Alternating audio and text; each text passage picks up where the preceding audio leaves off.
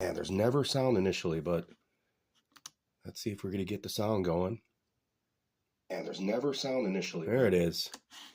There it is. Sound going. And there's never sound initially. There it is. Wow, what a delay as well. People, I'm not 100%. I got a little something in the throat, but I'm still going to be drinking this Hop Butcher Clear beer here. The Clear IPA. It's got a lot of Citra to it on the tasting notes. You can see the tasting notes there. Let me put on the cheater glasses so we could read what the can says. Yeah, it has bright citrus, pleasant pine, and ripe tropical. It is a very, very juicy IPA that goes down very easily. Like it doesn't taste like have that harsh hop taste. It's very smooth, very citrusy, a lot more like a little light lemon. Great on the nose. And as the guy over there at Hop Butcher says, it's easy to crush. Crushable beer. You could, especially during the summer, this is like something that you could drink all afternoon. Love it. I already had one. Got the chance to visit Hop Butcher. Awesome people over there. They had a lot of beers in their tasting room that you can't get at Benny's and you can't get in your store. So that's always awesome. And we're going to pair that with this La Aroma Cubana. It's looking good. I had it in my humidor for about a month now, or maybe a little longer. The humidor is a little moist, but you could see how just a little of aging in the humidor brings out that oil in the cigar, and you could really see that in this particular cigar. It might be too hydrated in there, which is dangerous, because when it's too wet, it's going to develop a little mold. And this one was sort of at that. I could feel how moist it is, right? It looks nice roll there. That looks pretty good. This was, I want to say this is in the $6 range of cigar. Beautiful band. Nice sheen on it.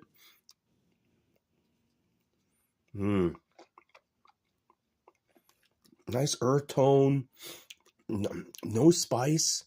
A hint of little, it's not, it's going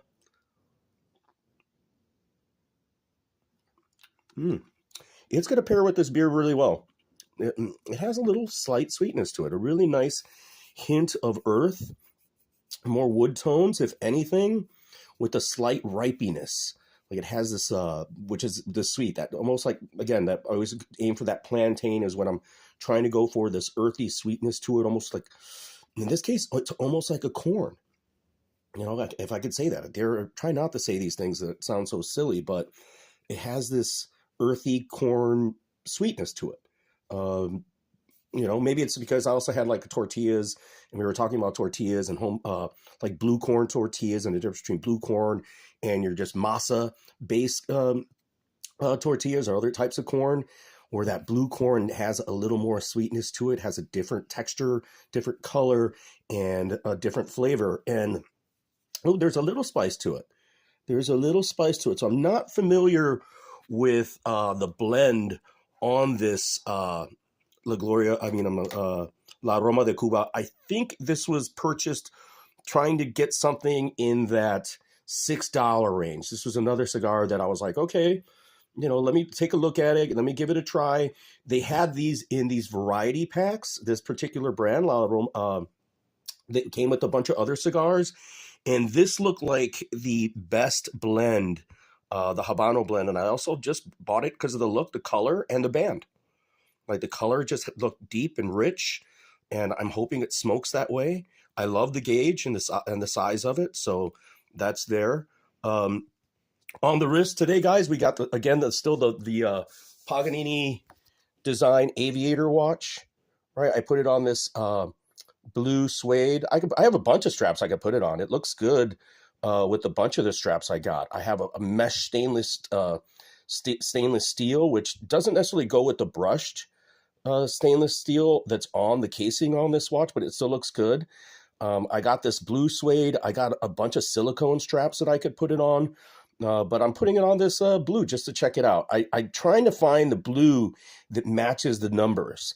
And that's my objective, is to eventually just get, and wow, looking at this camera, I could tell that the brush, I'm using it at work, that I've already nicked this thing up quite a bit, which is okay, because this was meant to be a workhorse. It is a good looking watch, highly readable. No one really looks at it and pays attention other than me, but the loom on it is okay. It's decent. You have to charge the loom if you want to, if you're going to be out there in the evening, but it's still really good. Very readable, a nice looking IWC replica for $70. You can't beat it. Just like for, I bet the cigar here, price on the beer, I believe it was $14 for a 4-pack, which is actually a little cheaper than what you would get at Binny's. So, go to Binny's, support them. Or if you're here in the city, I heard that Hot Butcher, this tasting room that's on Lincoln Avenue, they took over the tasting room that was once Half Acre Brewing, which is a great brewing company here in Chicago as well. And I heard there's a line out the door. They were telling us there was almost no one there when we were there. There's only a few people that came in, all very much beer snobs that came in there, which is always cool. We love beer too. Appreciate the people that appreciate it. So, but yeah, they have a following. The word's out on Hot Butcher. They make, as you could tell from the beers that I've had here, just like a lot of the breweries here in Chicago, they're making some premium stuff. They're making stuff that just tastes great, great drinkability, great variety. They had a lot of blends there. They had so many different types of beer. I was impressed with the besides the caliber beer that they have a beer for everyone. They haven't gone with the crazy flavors yet. They have a few collabs, but they had a bunch of different beers there. I want to say in their tasting room alone, there might have been over 12 different beers, which is cool, which I think is fantastic. That just takes a lot of work. And they also had, I want to say, around like 5 or 6 beers that you could only get at the Lincoln Tap Room. And this Clear was one of them. I'm not feeling 100%, so I didn't want something that was a crazy, double hop or double IPA or a chocolatey stout. I wanted something that just had easy drinkability, that was going to be a little lighter, have a little citrus, and that I was going to be able to drink with my little sore throat that I have and have a cigar this afternoon. Why not? It's my birthday today. I'm just chilling out. I mean, shit else to do. I already had some great tacos, had a little beer at the Hot Butcher tasting room. Now having my sort of afternoon, winding down, having a cigar, having some beer, and ready to talk what little MMA we're going to talk about, because this card, guys, is a treacherous and horrendous betting card. Like all the prices are just so high. Everything is just ridiculously expensive. From the prop bets to the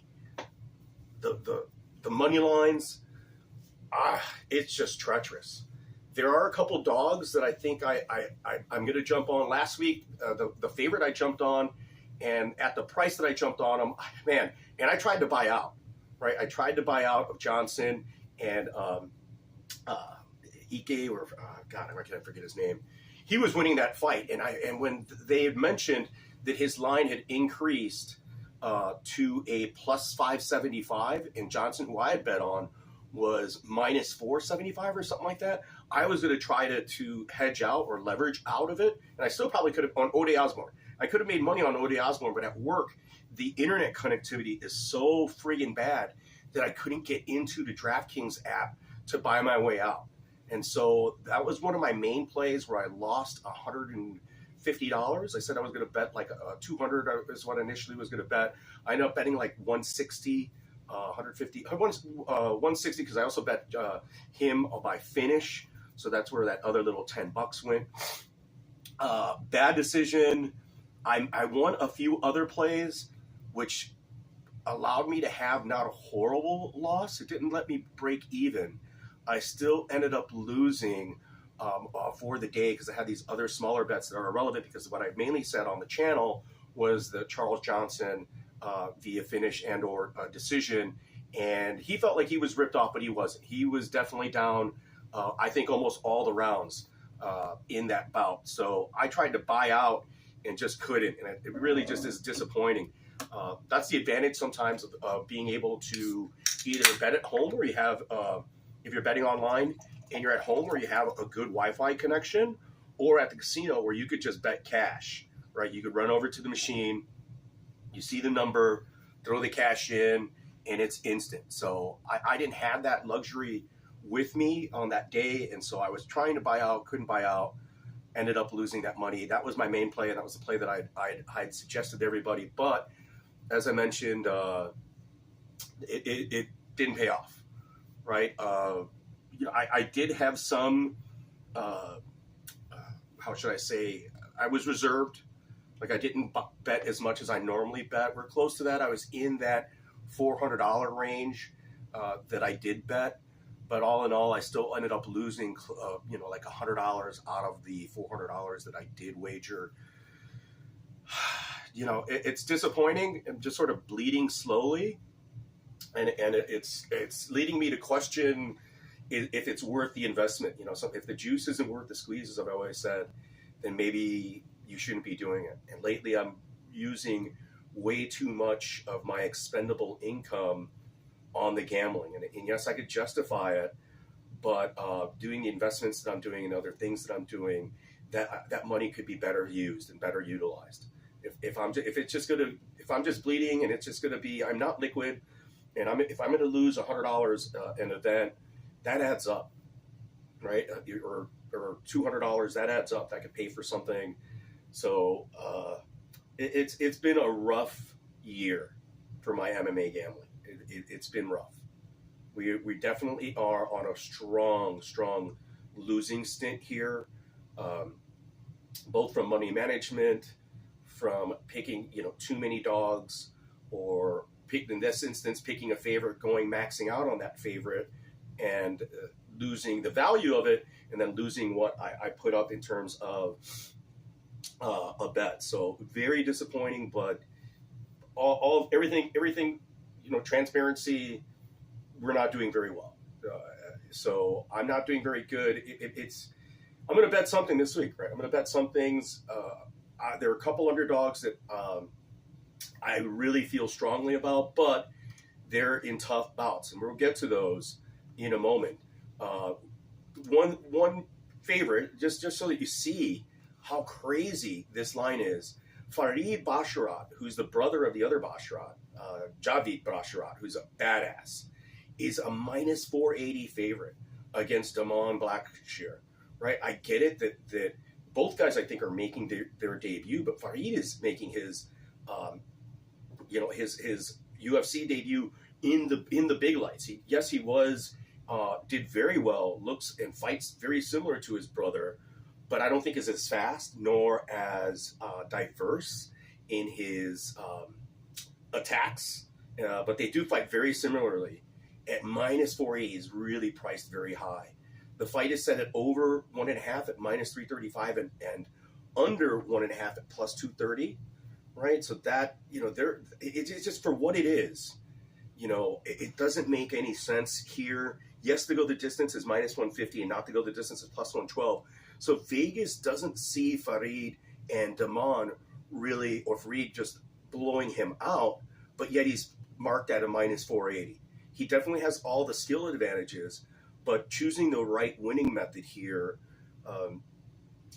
Basharat by decision is minus 105, right? They're leaning on him winning by decision more than not. And anything on the Damon Blackshear is meaty, at plus 750 for a decision, plus 1300 for a TKO, and plus 1100 for a submission. On the any fighter to win by decision, do they have that? Decision, yeah, minus 150 is the decision. If you're going to go that route on a prop, I think that is the way to go. And if you could offset that with the TKO or DQ at plus 295, man, just not really happy at all here.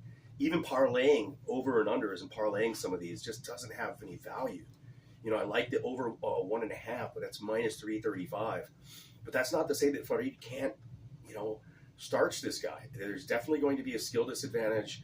I think he's in a favorable matchup, But how these newcomers are going to respond to this card, it's going to be a pass for me. It's not even a dog or pass. I don't think there's anything there for me. Same with Ian Gary and Kenan Song. Like I'm high on Gary, right? He can finish. The over 1.5 is set at -120, whereas the under 1.5 is -112. So they're looking at this to finish early. And I would look at the fight methods. Like Gary by TKO is -130, that's what I would favor him at. Not really good there, right? Like Gary to win by finish is -180.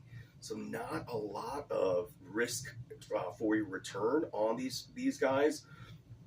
I don't like parlaying, even some of the distance props here. Yes, to go the distance is +200. Not to go the distance is -278. So they're really favoring Gary to finish this. And him to finish. I don't like doing the round props, right? Like a finish in a round. Gary in round 1 is +165. Round 2 is +390. And I think picking one of those is going to give you better value, but I'm not really so strong on those, right? I don't always feel particularly having a sound bet or confident in picking those rounds. Like Gary rounds 1 and 2 is -134. So I think Vegas sees him finishing this early. I'm just not going to play it. There's nothing there for me. I'd rather make one bet on one of the dogs that we're going to talk about over here later. Here's a potential dog, although I'm more concerned. A few things about Mano Martinez. The guy doesn't fight defensively. He keeps coming. His chin is always high. He was coached at one time, part of this guy who's accused of the gambling, right? So he isn't with his coach, but he's also coached by his father. He's a tough guy. I mean, he could take it and give it. And Cameron Simon is definitely a better overall fighter, has, I think, better grappling. But Mano Martinez is a really tough guy. The over 1.5 here is -205 and the under is +150. So they're feeling this possibly going to the round 3. Yes, to go the distance is +108. Not to go the distance, -143. They're looking at a probable, or not probable, but a likely finish by either one of these guys. I'm not feeling it. I mean, I like Mano Martinez by decision at +650. Cameron Simon by decision at +170. The finish props, Mano by finish is +450 and Simon is +175. So they're leaning on Simon to get this here. Just to win by a decision at +108 or the TKO at +104.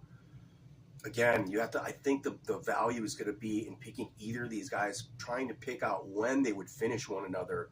That round 3 for Mano Martinez at +2200, or round 3 even for Cameron Simon at +1050, or just the round 3 at +700.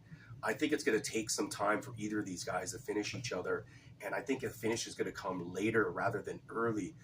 But with these two fighters, you never know. Mano Martinez is super aggressive and has no defense, and Cameron Simon has finishing ability. So I'm another fight I'm just staying away from. If I do anything, it's a dog or pass situation for me here. Just taking Mano Martinez on the money line, maybe a quarter unit or half unit on that. Not too sure. Not leaning on that fight at all. Jessica Penne, Tabitha Ricci, man, way, we jumped up way too much in price. Way too much at -315. Jessica Penne, tough woman, keeps it coming. I think Ricci has this hands down. Better hands, better grappling, better submission upside, and a better finishing upside. But Jessica Penne has been fighting better of late, so I just don't see this being finished. I see a decision here. Tabitha Ricci by decision is -134 because she just doesn't have the finishing and that real one-punch hitter quitter. She could do some volume. Her on the submission side is +525. Her submission ability isn't that great. She's more of a control person. Decent wrestling, but Jessica Penne's takedown defense is okay. Ricci's going to have a grappling advantage, but I don't think she's going to. I think this is going to stay on the feet.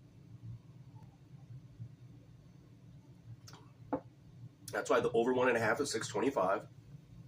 And the yes to go the distance is -286. Vegas sees the decision happening. So do I. I just don't like betting Tabitha Ritchie decision at minus 134, right?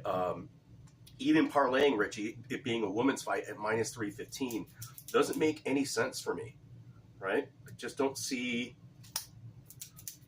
where I want to risk that level of, or anything significant on this ladies bout where Ritchie is better in my opinion, but Jessica Penne is tough, and it's a low-level women's MMA bout, and I don't like betting the low-level women's MMA bout.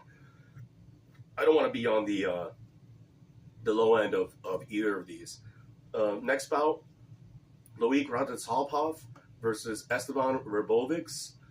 Radosov is minus 275, and Rabovics is plus 210. I honestly don't know anything, or don't recall anything about either of these two fighters, so I'm not going to speak to it at all. I think the next bout is something where I might choose a side. Vivian Araújo versus Amanda Ribas. It was almost a coin flip. I've been higher on Amanda Ribas for a lot longer, but Vivian Araújo is a very physically strong woman. This is another bout where I don't think it's going to go, that there's going to be a finish. Yes, to go the distance is minus 250. Vegas feels that way. The over 1.5 is minus 500. The under is plus 320. I don't feel the submission method line here for Ribas at plus 700 is very good, and then Araújo by submission is plus 2,000. They are expecting decision or a TKO. This might be a place where I'm slightly on Amanda Ribas just from a skill set standpoint, but Araújo is very athletic, has a very good skill set herself. I think Ribas has a slight grappling advantage that she's not going to use. I think this is an area where I might take one of the women on the money line and then possibly one of them by decision and, wish for the best there. But I'm not excited to go either route here yet, but I'm leaning on Amanda Ribas. I think she overall has the better skills, but Vivian Araújo has the better strength. They both sort of gas. The volume on both of them. Araújo probably comes in a little bit more muscular than Amanda Ribas, so I'm concerned about the volume in this particular bout. Let's take a look at the volume between these two ladies. Is this fight off? I don't know. There it is. Yeah, so horrible betting card. I think this is a card just to sit back, enjoy. Yeah, Araújo's 11-4. Very, very similar records. Ribas is 10-3. Average fight time for Vivian Araújo always goes to decision, 15:44. Ribas has more finishes. Same weight. Araújo's got a little bit more in the reach advantage. They're very similar in strikes landed per minute, with Araújo actually being slightly more accurate. Problem for Araújo is that she absorbs way more strikes, and a Ribas striking defense is far better than Araújo. The takedown average is similar. The takedown accuracy is similar. Takedown defense for both these women, especially Araújo, is very, very good. Submission average, Ribas with one submission. Araújo lost to Grasso last time out. Ribas lost to Chikagian, which is not, which is okay. She does have wins versus Jandiroba, a win over Paige Van Sant, and a win over Amanda Marcos. But those aren't ladies that are strikers, and they don't have the physicality that Araújo has. And I think that the Grasso loss with Vivian Araújo was, let's see here, it was a unanimous decision, yeah, and it was a lot closer than people thought. And Vivian Araújo had 2 takedowns there, right? Araújo, Grasso lit her up. She had about 50 more strikes. She had 2 of 10 takedowns, right? Araújo had 3.5 minutes of control. It was just Alexa Grasso's activity and output that won her that fight, right? They were a very close fight. That's why it was it a split decision? It was a unanimous decision. No, it was a unanimous decision. So Sal D'Amato was on that one. It was in her favorite, but this is going to be a tough one. I might lean on Vivian Araújo because she's going to just give me a slight better number, and she might have the output to compete. I can't say that I like her strength of schedule better, You know, she's lost to Caitlin Chikagian. She beat Roxanne Modafferi. She beat Montana De La Rosa. She's lost to Jessica Ai, which is not great there. She beat Alexis Davis and Tai Pertiano. Yeah, this one, you know, a win against Mackenzie Dern for Amanda Ribas. You know, that, you know, stands out, even though that Mackenzie Dern is primarily a grappler. That win against Amanda Ronda Marcos, again, a grappler. Paige Van Sant, that's you know, Virna Jandiroba beating up the zombie girl. That's a good look. That's a good win for her. But the loss to Caitlin Chikagian, it was a split decision, right, in that fight. And it looks like Ribas was having had 4 minutes of control. It was just Chikagian, I think, is the looks. There was the strike differential was not, you know, she was just more active, Chikagian, right? I think they gave her the nod here just out of the noises that she makes and her, even on the significant strikes. You know, you're looking at the percentage. Amanda Ribas actually had a slightly better percentage. It was the Chikagian had more head and body strikes, right?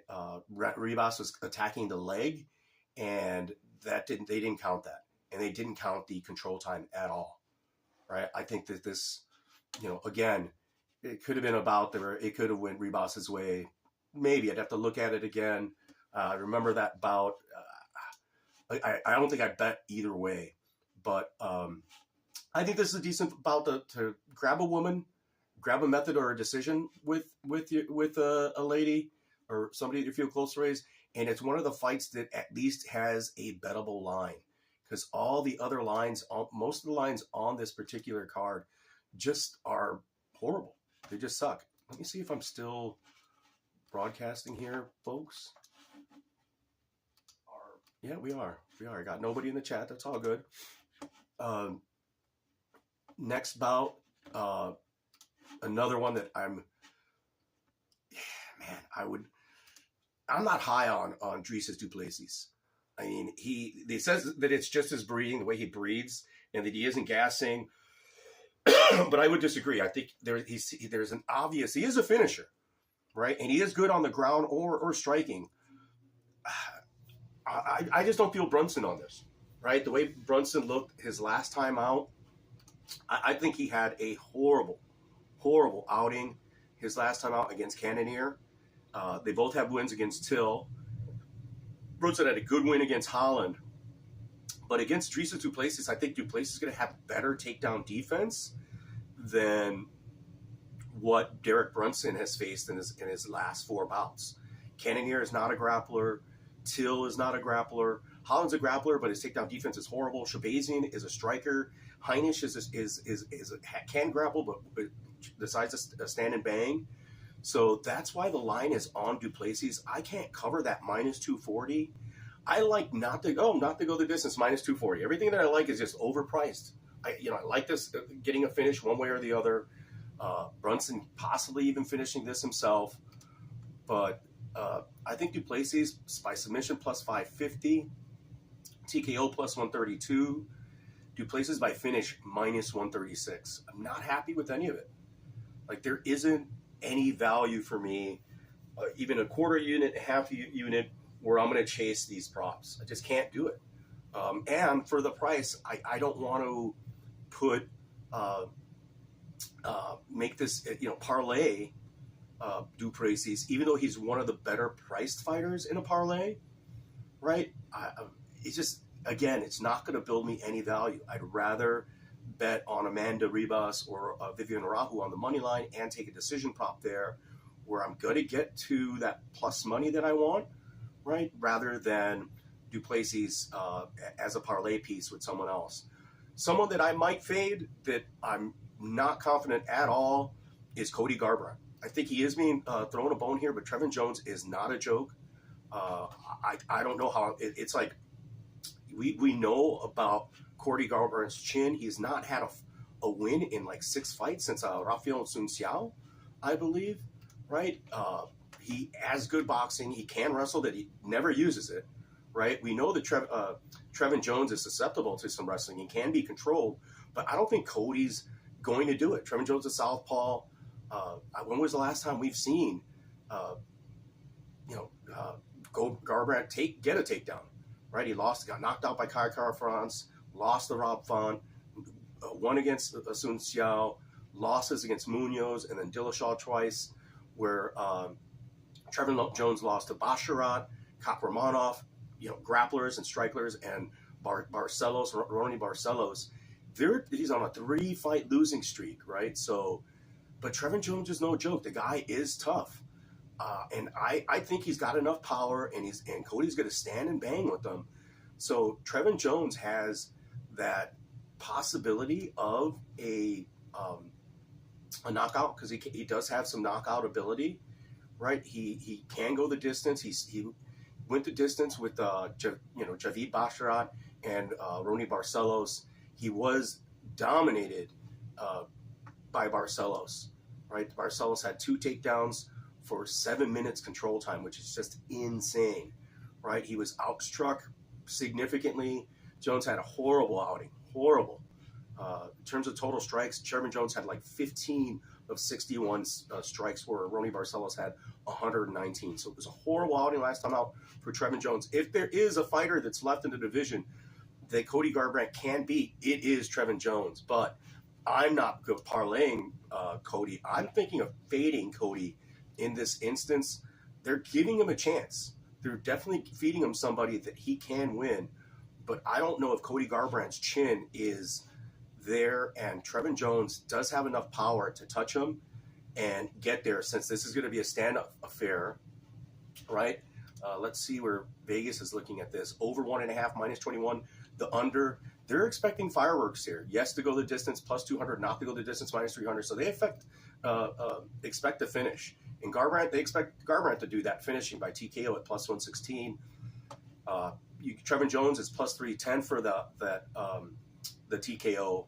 Jones was a bigger dog a little earlier. I think there still is value. There still is a little meat on the bone there at plus 140. But that TKO line at plus 310, I think is something that I might shoot for. But it might just be Trevin Jones on the money line. But I think I'd rather than Trevin Jones, because I don't trust Trevin Jones as much. I'd rather put my money on Julian Marquez at plus 125 as my main dog play for today, because this is going to be a brawler's delight. It's going to be, and I think Julian has more skills. He has besides the Cuban missile, he has the grappling upside, even though Mark Barrial is has very good takedown defense, and Barrial's a monster. Both these guys have the chin. Even though Barrial was knocked out, and it was his last outing or the outing before that? Yeah, Hernandez, he was subbed by Hernandez, subbed by Jordan Wright, which is not a fucking good look. Knocked out by Chidi Ngannou. I've been a Barrial fan. I like Barrial. The guy is a monster, but so is Martinez. And my thing is the Martinez, I think Barrial just he blocks punches with his head, takes way too much damage, and I think Marquez has that takedown ability. Like, we're looking at Marquez, again, his takedown defense, both these guys horrible. Marquez hasn't been taking guys down, but we know that he has that ability. I'm just hoping that he uses it against Barrial. Barrial is the favorite, but I'm leaning on Julian Marquez to win this out, because he has that chin. He has that one-punch knockout power, where Barrial is more of a volume guy and just his toughness to keep him in there. So I think that rather than Trevin Giles, I'm leaning on Julian Marquez, the Cuban Missile Crisis, to hit that, get that bomb, get that shot in there, possibly even club and sub, and or just ground and pound Barrial out, and use some grappling. Just if he uses some grappling, but this is going to be a rock'em sock'em, just two brawlers, whose chin is going to last, right? And both these guys got a chin, but one chin is going to break, and I'm just hoping that it's Barrial. I love my Canadian guy, Andre Barrial. Not a big fan of Julian Marquez. I like Barrial's fight style because he's aggressive. You know, he goes in there to try to kill you, even though he doesn't have a ton of strength. The guy is just mean, and he puts it all out there. And I think that Julian Marquez has actually that finishing power that Barrial doesn't have. And once their cardio, both these guys, once the damage starts to take effect, I think either guy's got the ability to put each other out. So let me look in a second here.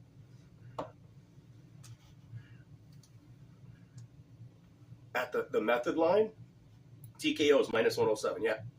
So I think that the Vegas sees a knockout here. It's another instance where pick a fighter and then pick a decision or KO, right? Because this still could go to a decision. It could get real sloppy. It's going to be a real sloppy fight, guys. And it could be a banger. It could be like fight of the night. Both these guys got chins. It could just be who stands up, and it's just going to be more active. And both these guys keep it coming, but I think Julian Marquez has that power, can actually stun him, hurt him, take advantage of that.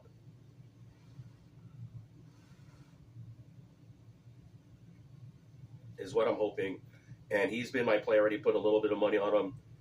Nothing much, just a half unit. I might put that other half unit or a little bit more come fight time. I'm hoping people continue to juice up Barrial. A lot of people are fading Barrial, but I'm seeing Marquez taking this, especially if he could get any of his grappling that he hasn't utilized enough in the UFC against Barrial, who, you know, has good takedown defense, but Marquez, again, it's going to be who's cardio. It's going to be who output, and cardio is going to be all about this fight. It's going to be rock'em sock'em for the first couple rounds, and I think Julian Marquez has that opportunity to has the finishing upside.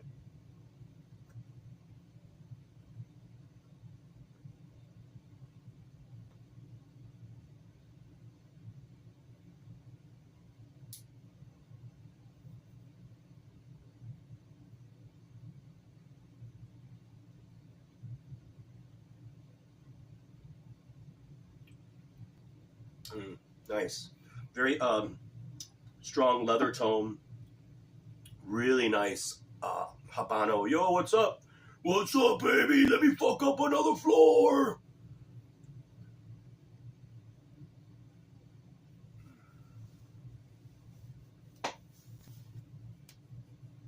Enjoy stacks. Hey, get your camera. Get your phone, take a picture. Oh.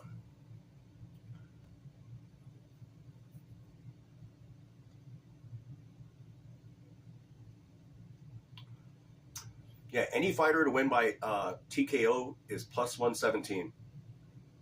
I like that. But I'm not going to play it. I think I'll take Marquez just on the money line at plus 125. Maybe sprinkle a little on the Marquez. The finish line is, I know that plus 180. Ugh, no, I'll just stick to the money line.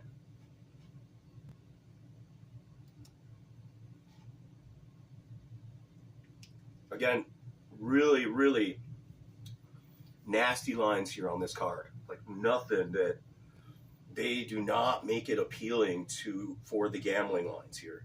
If you have a parlay or if there's something that you're going to pick, leave it in the comment section. Nobody ever listens in the comment section. That's all right.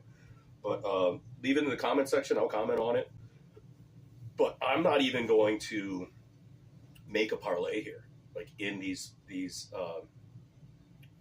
yeah, Joy's correct. And even the crazy props suck.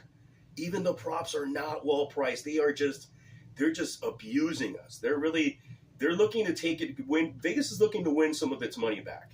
It's been getting hurt here and there, and they're making these lines you to take big risk, and they're wanting their profit back. They're wanting to trap people or convince people to take their profit, lose their profits.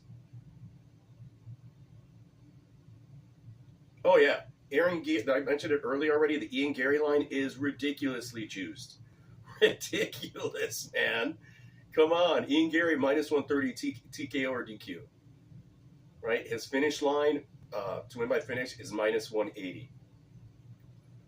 Right, it's not as bad as Bo Nickel. Bo Nickel is ridiculous. Like the Bo Nickel line, I haven't gotten to that yet. He's minus 167 on the money line. To win by submission, he's minus 165. And then to win by finish, he's minus 560 for his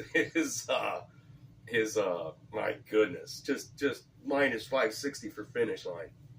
You know, what if Turner survives? I mean, not Turner, Jamie Pickett. I doubt that he does. I think that Pickett is going to fold. Even the for Bo Nickel, I was thinking he could get the TKO. Right? Like, yeah, you pick it at plus 950. Yeah, you're almost like better throwing a $10 on him and possible DQ. But look at Bo Nickel finish only minus 3,335. Just crazy. Bo Nickel in, where's the round here? Nickel round one minus 195. So they expect him to finish this and finish this quickly. Even the Nickel by TKO, I think that's the best line at plus 265. I don't think he has to just take this down. I think he's, I don't know how his submission skills are. I think he could do this by TKO, like ground and pound, right? Because the submission line is minus 165. They expect the submission. I think he's going to want to get a TKO.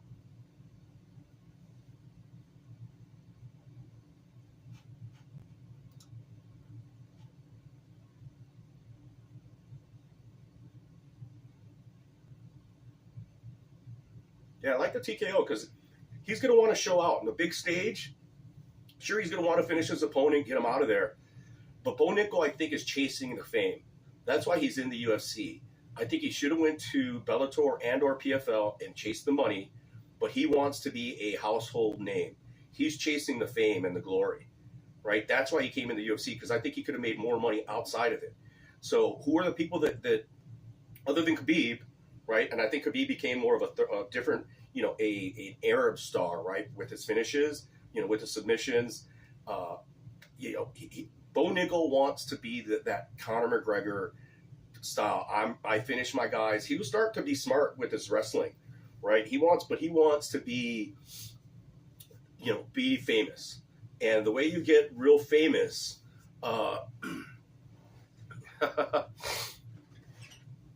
yeah, Real News says you put a toonie, but you put the toonie on there and it's fine. You're making a lottery ticket bet, and it is just $2, but you're at $2 to win what, 6, 10, or 8, $2 to win $16 maybe tops. I'm not positive what you got for that, but you had to play 1, 2, 3, 4, 5, 6 bets and prop bets at that to get there, right? 6, 1 prop bet, 2 prop bets, 3 prop bets, and 3 money lines, right? It's just, that's the kind of dirty card this is. This is a dirty gambling card right here.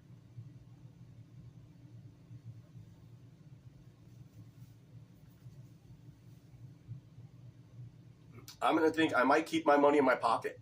Try not to drink a lot, for sure, not to embarrass myself. Just keep my money in my pocket. I'm going to enjoy it. I'm going to go to the casino, chill out. I could have went to work. Maybe I will go into work in the morning, because since the fights start later. This card, Real News, and people, this is ugly. Ugly. When I saw these lines yesterday, I was like, I wanted to throw my phone on the fucking against the wall. Like, what? Vegas has just tightened up their fucking sphincter, man. They got tight with their fucking the props, everything here, or just too expensive. Like it's out the door what some of these are.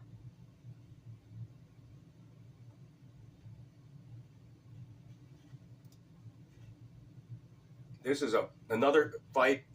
Jalen Turner, did Matus Gamrot take this on a short notice, or was it Jalen Turner that took it on short notice?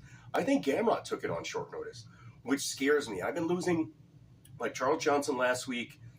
Matus Gamrot's for real. The dude, I've been making money on him. The guy is very well skilled. The dude beat Gamrot. Did he beat my guy? Did he beat my boy Sarukian? Armand Sarukian? Was that fight where I was on the Sarukian? Oh, no. So yeah, he beat Armand Sarukian. He lost to Dariush his last time out, but that was a close fight too, was it not? You know, Matus is legit. That loss is a unanimous decision. Gamrot actually had the takedowns in there, and had the knockdown. Yeah, Benel had was just a lot more active striking, right? Had more significant strikes. It was a unanimous decision.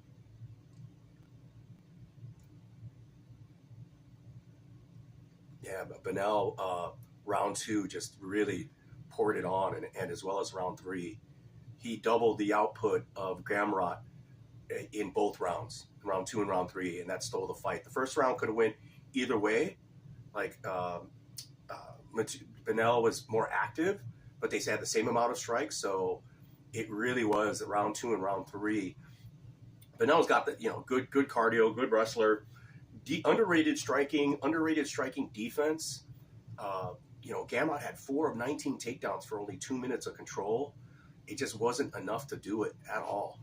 So I know he's surging, but I think that Gamrot's taking this on short notice. And against Jalen Turner, that might be trouble. I mean, Gamrot's got good takedown defense. I love Jalen Turner's going to have a huge reach advantage. He has that against everybody. 2 southpaws, 7-inch reach advantage, right?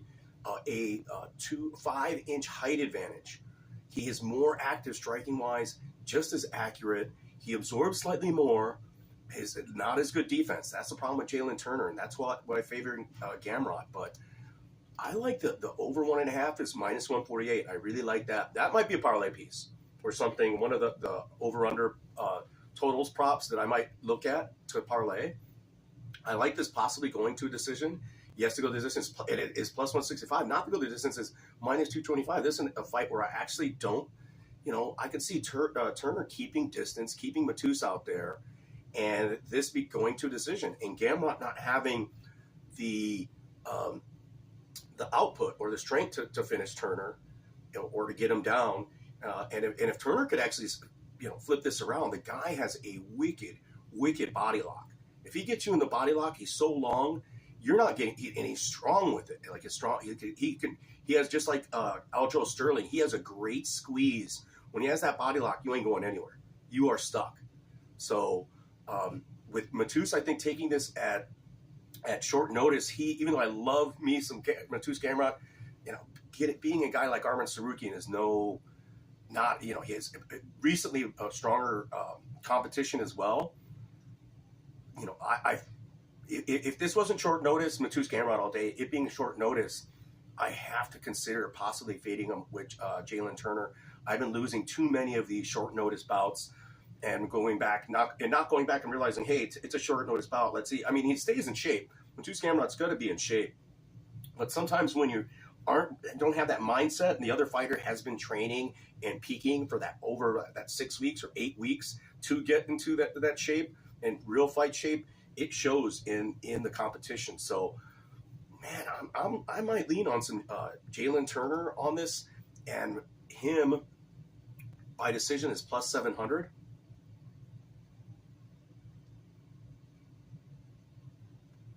And him to win by decision is plus 750. Right? So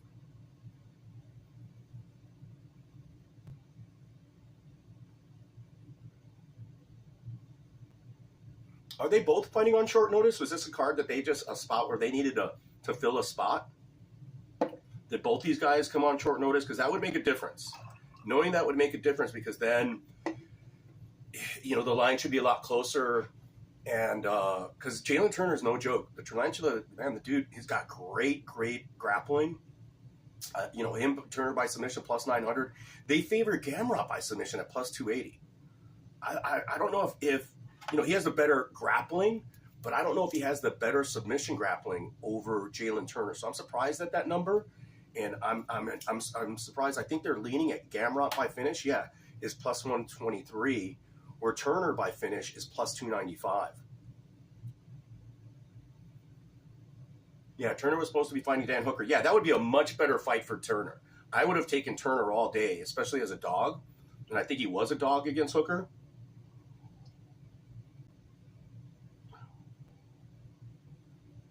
That's one where if I saw that Turner by submission being Turner by submission, if it was in that plus 900 area, I'd be like, I'm throwing half a unit on that shit. You know what I mean? Turner's going to get that sub, but not against a guy like Gamrot. Is going to be hard to take down. But Gamrot might want to engage in the ground because Turner is great at distance, right? Turner is excellent at distance. Let's see here.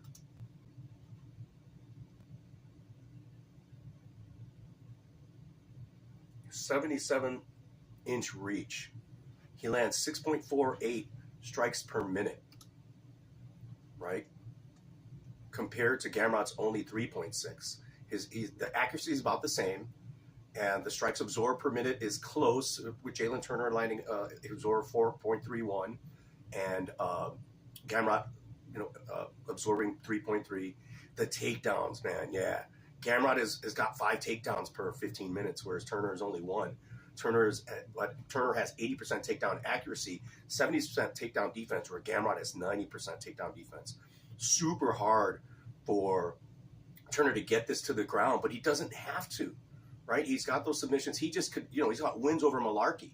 Malarkey's a tough motherfucker. Win over Rydell, another tough guy. Win over Medic, who's a good striker, right? I think that this is going to be a lot closer and a lot tougher fight than Gamrot thinks. If he's overlooking, thinking that he's already in the top 10, and if he overlooks the Tarantula, I think Jalen Turner, might be the best dog on the ground on this card. I think he's the most skilled underdog on this card because he's the most well-rounded, right? So I'm leaning on Turner.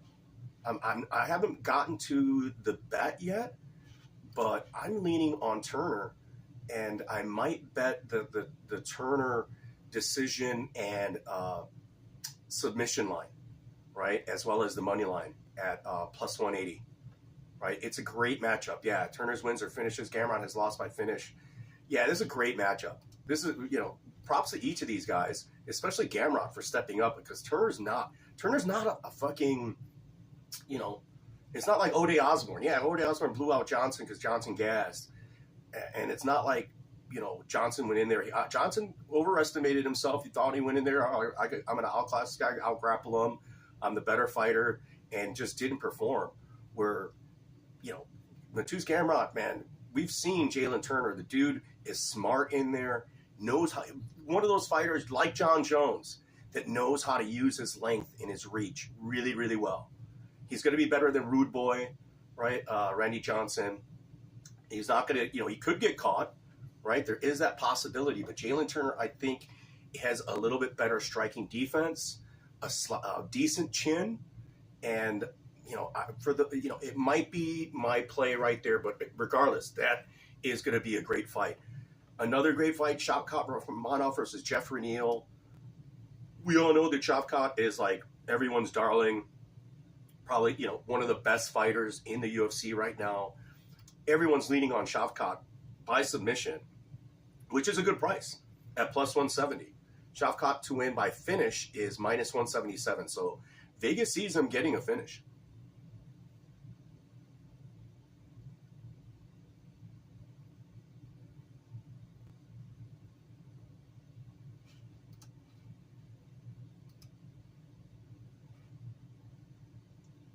Shavkat here, it's all about that takedown defense and the takedowns, right? Shavkat only has 50% takedown accuracy, and he has 100% takedown defense, and Jeff Neal has 85% takedown defense, but Shavkat is a different animal, right? Shavkat, with what he did to Magny, he took his ass down, fucking worked it, wins against Harris, wins against Perez, wins over Oliveira. Jeff Neal, big props, wins over Luque, wins over Ponzinibbio. The dude is really, really tough. He lost to Magny, he lost to Thompson with the win against Perry, but Jeff Neal's been surging, he's been getting better. Shavkat, though, is a different animal, but I see this getting into that over 1.5, that minus 150. I see this going into round 2. I think that Jeffrey Neal, his takedown defense might keep him in the game, but I could see it just being a dirty fight where Rakhmonov is going to just keep him in the clinch, do damage when he's in the clinch by dirty boxing, getting a couple takedowns and not necessarily transitioning right away because Neal is tough. He's got that get-up game. I think that Neal could survive here, right? The yes to go the distance is plus 190.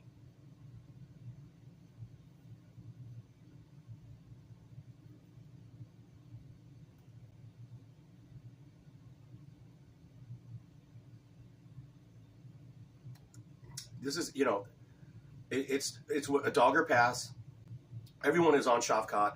At minus 530, I'm not parlaying Shavkat, right? I'm not even parlaying one of his props, right? I'm not gonna parlay that.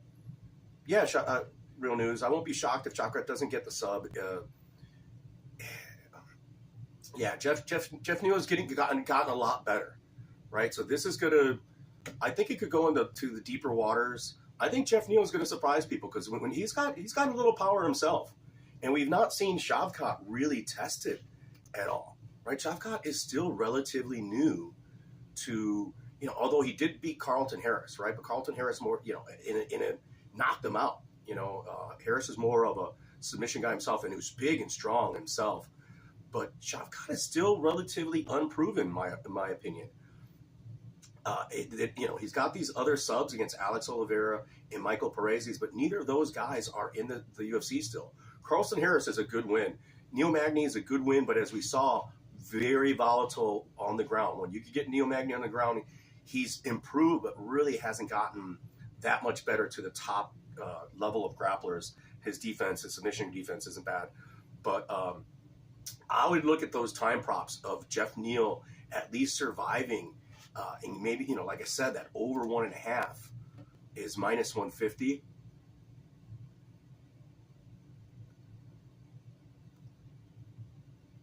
Still don't like it.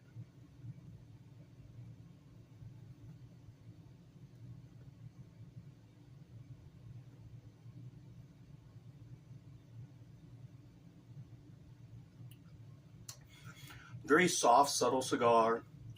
Excellent finish. Very strong leather start to it, but the finish is nice.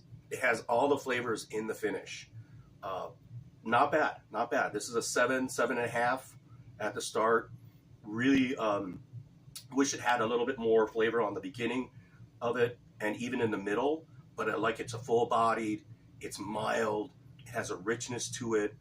I don't mind the leathery character to it, but I really love the finish. The finish has that little banana, little slight sweetness to it, which is fantastic in a Habano wrapper cigar, which I assume this is, and I think it's Nicaraguan. I actually, guys, I do all my tasting blind. I don't go look at other people's tasting notes. Same for the beer. I don't go look at what people rated, what they think. Same with the betting and the gambling. I do more at the end of the week, but before I do these, I don't listen to anybody still. I do my show or my thing, look at some of the stuff, and I haven't been doing it as diligently as possible of late, and then I go listen and watch, my Blood Money MMA, listen to Ranj and Dave on Friday nights. On fight day, I listen to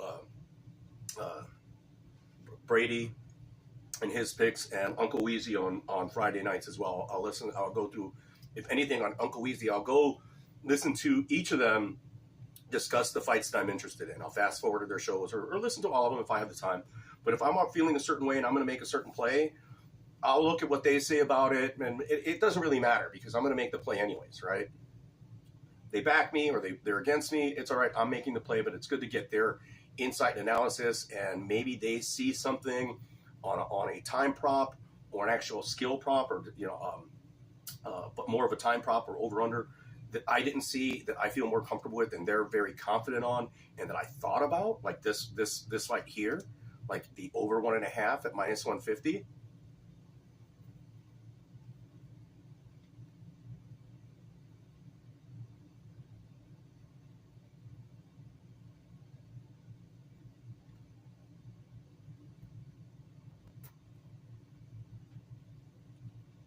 Yeah, real news. My thing is, I'm not going to recommend those parlays here. Like, it's fine to get those greasy parlays or these long parlays. It's like, I think we're doing a disservice, and I think even UFC is doing a big disservice with their stupid show that they have now, where they have this guy who's a media guy now turn into gambler capper. But where it's like, it's obvious they don't know what they're talking about. It's obvious that they're following a script, and they're assisting, I think, DraftKings and or FanDuel or some of these, normally DraftKings, their implications are content, right? They definitely don't have to care about your bottom line, and they're just seeing the immediate surface level of things. And I don't think they provide the same insight that some of the UFC, I'm sorry, the same YouTube. YouTube cappers. I think that YouTube cappers do more diligence because they're able to investigate a little bit more. They're more vested in it from a financial standpoint, and they might actually do more research and seek that more particular insight on and ability, analysis, than these guys that are just they're making announcements, they're making content. Some guys do that. I'm doing that myself right now, but not really, because I am going to be betting money. So, next week I'll talk about that because we're close to completing this card here. And I did already talk a little bit about Bo Nickel and Jamie Pickett. So I did jump around a little bit here. I missed it's different from what the bets have here.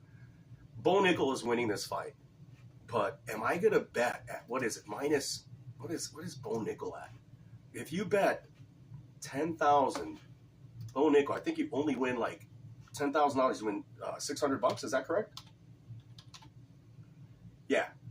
So if you risk $10,000, you will win $600 profit. I know somebody that will do that. I bet I'm going to see somebody at the casino that's exactly what he's going to play. He's going to take that $600. He's going to risk that 10 G's to win that 600, and he does it all the time, and he wins. He'll bet that chalk, that crazy chalk. He will bet it on the money line. He'll bet it on the money line. He has the 10,000 to lose. He'll grab the $600 profit, and to him, it's a no-brainer, right? That -167, he might even bet 20 on it to win 1,200.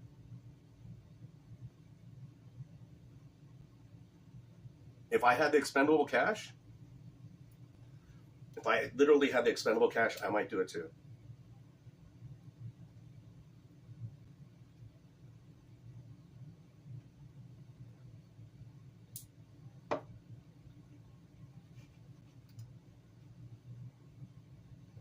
Yeah, the under 1.5 is -345. I think Bo Nickel starches this guy in round one. In his round one, it's -195. Just ridiculous.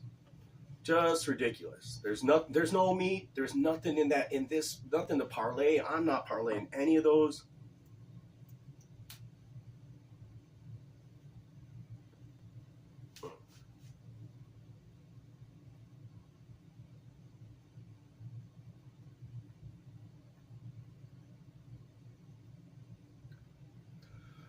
What I do like is Nickel by TKO. Just for a chance, but I don't know if I'm going to bet on it, man. Like, I hate betting these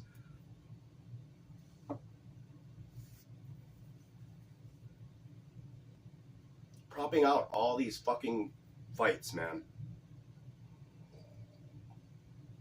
And not even for a lot of meat. Nickel by TKO +265. That's not bad. I think he's going to club and sub. I don't think his submission ability is that great. And Turner doesn't have great chin. Pickett is going to fold like a fucking chair, is what they say, right? The folding chair. Got knocked out by Tulane. Sub by Kyle Dukakis, right? Knocked out by Jordan Wright. Went to a decision against Nick Chewy. And then sub. Yeah, it could be a sub or a knockout, but for the money, I might take a risk on that TKO line. Because Bo Nickel by submission minus 165.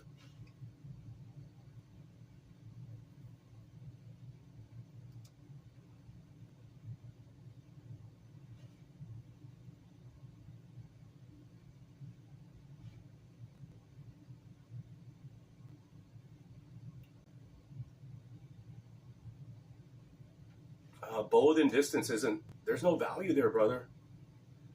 Nickel to win by finish, minus 560. Minus 560.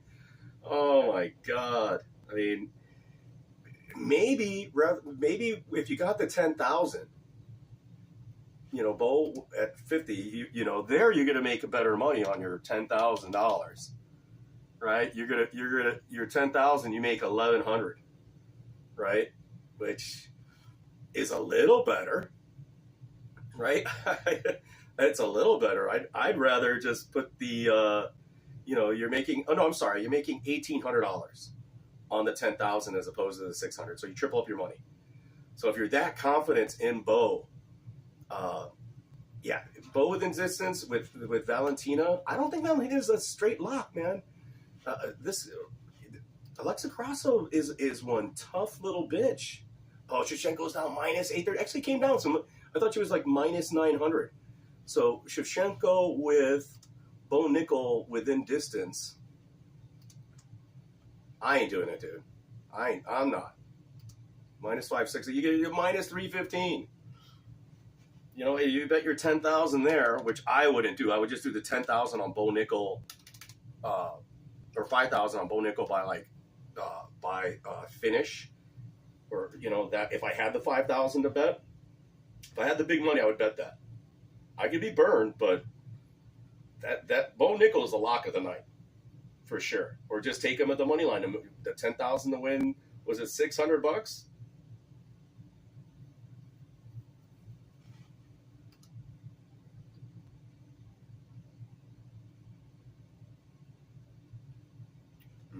Not bad. Not bad. Not a bad cigar. Yeah, not happy with this card at all, folks. Welcome, bout betters. Yeah, this card, betting-wise, guys, this card is a stay away. Enjoy. There is no value in this card whatsoever. And if you find something, let me know. If you feel differently, let me know.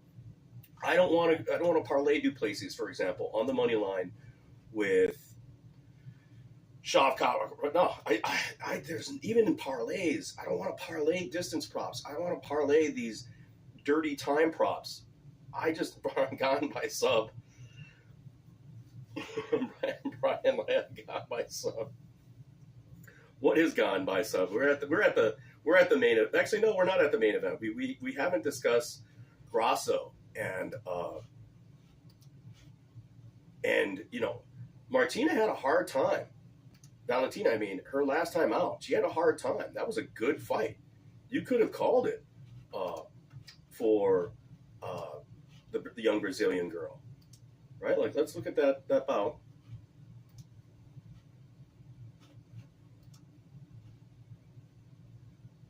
Yeah, Talia Santos. Like, it was a split decision, right? It's Max's book. Good for you.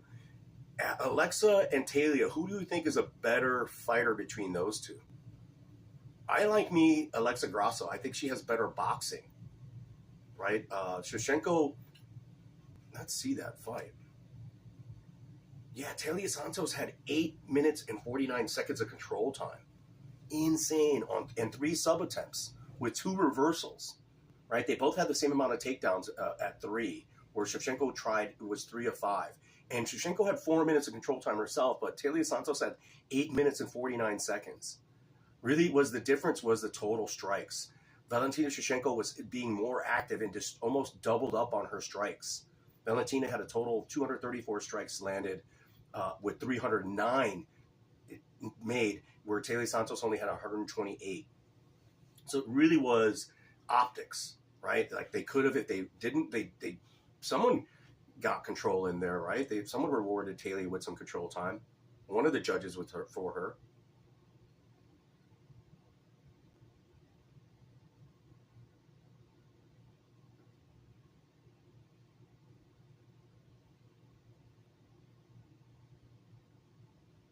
Yeah, and again, it was one of those lot more head strikes, and Talia Santos fighting at distance with a lot more leg strikes. At distance, Valentina Shevchenko was 65 of 123. Santos was 45 of 89.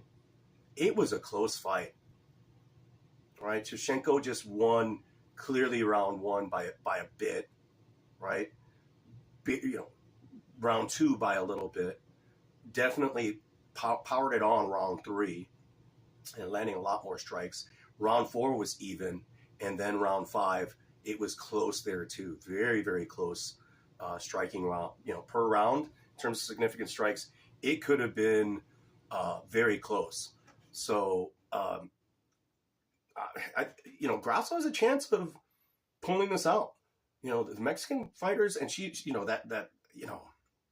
I love me Valentina. I think Valentina, pound for pound, is the best fighter in the UFC.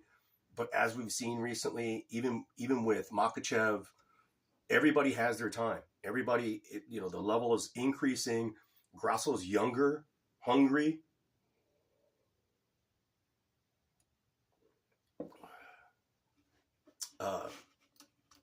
Is primarily a boxer, not a submission specialist, but with Grasso, maybe is it too soon for her to get this championship?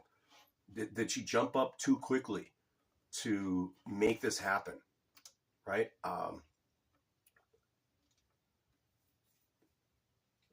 Grasso lands a little bit more, less accuracy, but she absorbs more strikes, and her striking defense is slightly less. Valentina has better takedown accuracy and more takedowns and better takedown defense, right? And we know what Valentina's resume. She's been in there with the likes of Nunes. She has fought every top woman out there. Lauren Murphy wins against Jessica Andrade.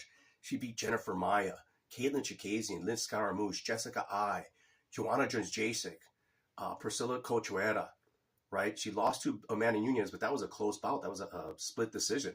They could have awarded it to her. She's beat Jessica Penne, wins against Holly Holm. The other loss, a unanimous decision against Amanda Nunes, but that was also a close bout. And then, a win against Sarah Kaufman. Valentina is just a staple, a monster, one of the best pound-for-pound fighters out there.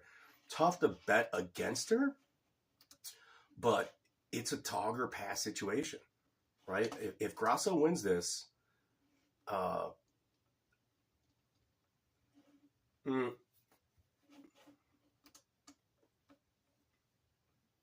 Grasso by decision is plus 900. You just might as well just stick to that money line.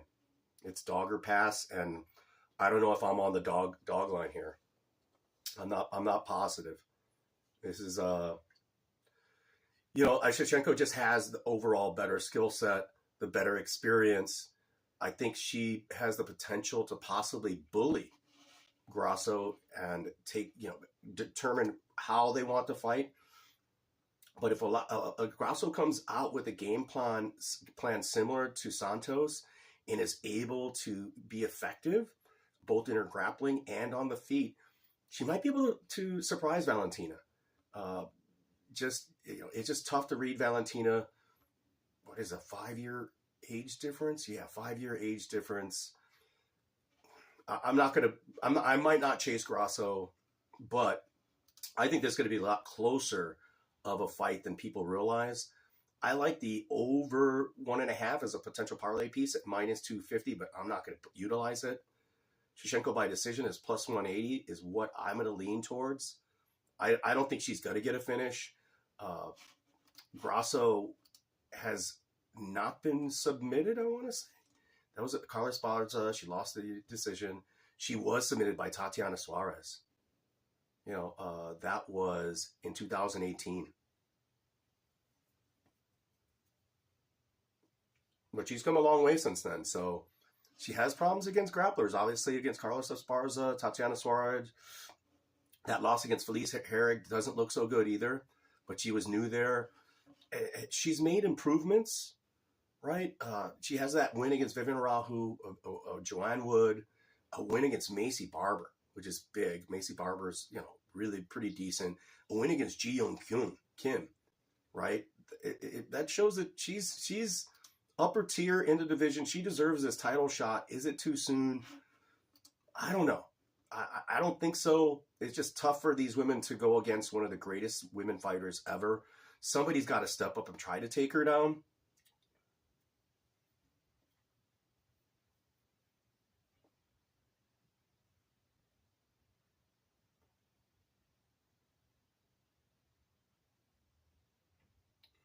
Yeah, we're going to see how much of a hammer Shevchenko could be, or if Grasso can get her hammer on.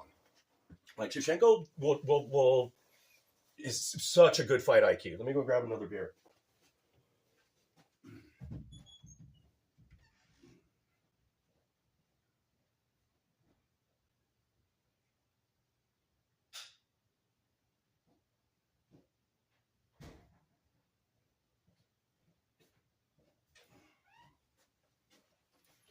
Everyone always talks pound for pound. I've mentioned this before.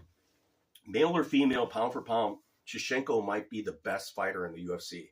In my opinion. I'm that high on her. I think that well-rounded, a finisher, incredible kickboxer. She doesn't roll, but has good control, super good fight IQ, good grappling, well-disciplined, great fight awareness. Just the fight IQ and fight awareness is fantastic. Good cardio, great output, great kicks, good striking. I think she's going to outclass Grasso here. And that's why it's minus 835. Can Grasso pull out an upset? Absolutely. Like what was I think she was a bigger favorite against the Brazilian last time.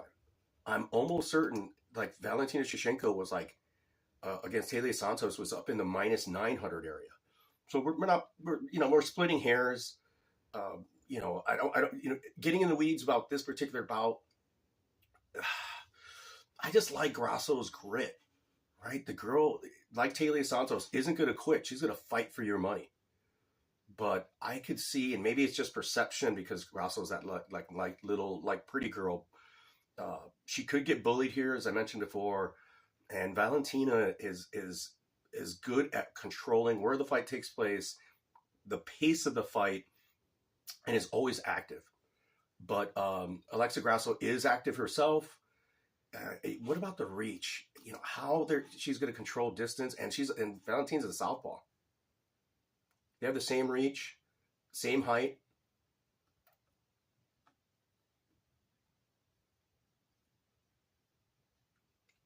I don't like Grasso's grappling.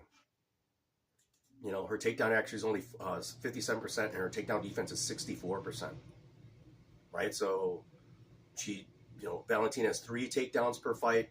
I think that if Valentina's smart, she gets this to the ground, keeps her in control, does control over submission, it does damage on top, and just wins rounds wrestling. And this goes to a decision. Is what I would expect. It goes to a decision. I'm not going to bet it. Valentina by decision is plus 180. Not bad money there. Plus 180.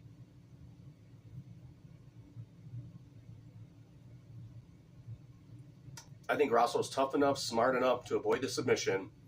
She's going to get hurt on the bottom. She's going to get beat up really bad.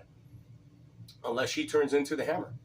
And she puts it on Valentina, stays at distance, or in the dirty boxing area and boxes her up. But the kicking for me has got to go to Shevchenko. The striking defense has got to go to Shevchenko. And then the huge grappling advantage. Yes, Grasso's got a submission, but the grappling, and we see that is Grasso's crutch, like with losses to, even though she did beat Barber, like with her loss to Esparza, and then being subbed by Tatiana Suarez. And I think, and I would say that even Carla Esparza, Valentina's wrestling and grappling is better than Carla Esparza. I think that she would out grapple her if she, but wouldn't need to. She would just counter grapple Esparza and win this out on the feet.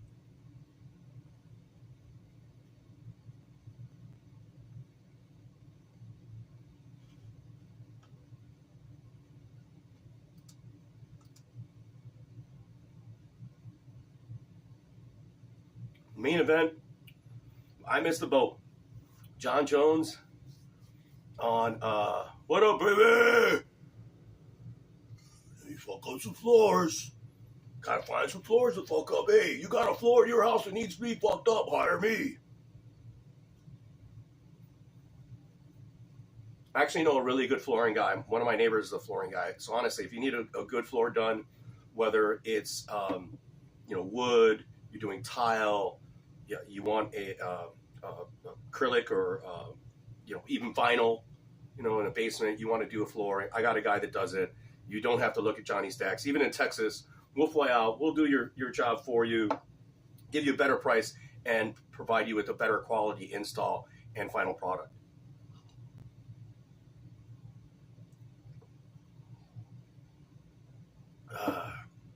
What's up, baby? Joey Stacks will do it. Joey Stacks will fuck up your house, is what you'll do. Have that motherfucker. He's good with the fences. You can do my fence. You can shine my shoes. Where's your shoe box? Where's your shoe box there, Joey Stacks? My shoes need a polish. My shoes need a polish, Joey Stacks. You don't know nothing about shoes like that, Joey Stacks. Polish my shoes. Where's your shoe box? Where's your shoe box, Joey Stacks? Fucking up your cars, fucking up the houses. The fuck? And who knows what he's putting into his products besides the steroids. Maybe he's putting some steroids in his product. That's why it's selling good, because it's actually effective. He's got like some steroids in the powder and shit. People are getting big. People do that shit. And it's been done before. Like, you sell these supplements and you throw the fucking roids in the supplements, even though you're not supposed to. You don't tell people you're doing it. People see results. Next thing you know, they start buying that shit. They're like, oh, this powder is fucking awesome. Well, it's awesome because it's got testosterone or GBH or whatever the fuck people take, It's got all the good stuff in it. And you actually get bigger, but it's because it's got fucking roids in it, right? That's why they take it, and it becomes successful, and you can make money off of it. So who knows what that motherfucker is buying from China. But yeah, main event, I think we missed the boat on John Jones. I think that what's going to be curious here is if this fight goes the distance. I don't think John Jones wants to be in there for 5 rounds with Cyril Gane. Right? Everyone says over 1.5 is minus 560. Yeah, they're going to feel each other out. It's going to be over 1.5. Over 2.5 is minus 305. That's where it gets sketchy. I think that one of these guys could feel each other out, and they're going to determine real fast how they're going to want to fight in that 3rd round or even the 2nd round. The 2nd round could be a little, I think John Jones is going to start slow, and Cyril Gane is going to be willing to start slow. If Cyril Gane were smart, he would come out strong and aggressive right away. But he doesn't do that. He's got great movement. He can stay away from John Jones. The takedown defense, but the first 2 rounds, Cyril Gane can actually maintain distance if he wants to. And the same for Jones.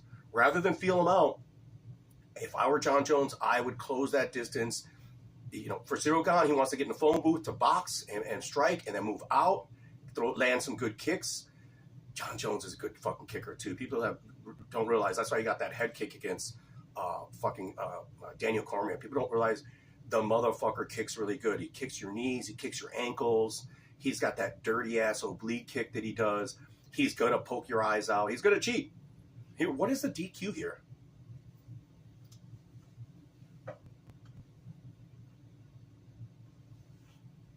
I know on DraftKings they have that there will be a point taken here. I think in this fight, because John Jones always fucking cheats. He always cheats.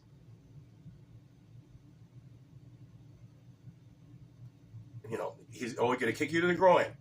He's going to poke you in the eyes. Like, he always does something that is a little dirty. So,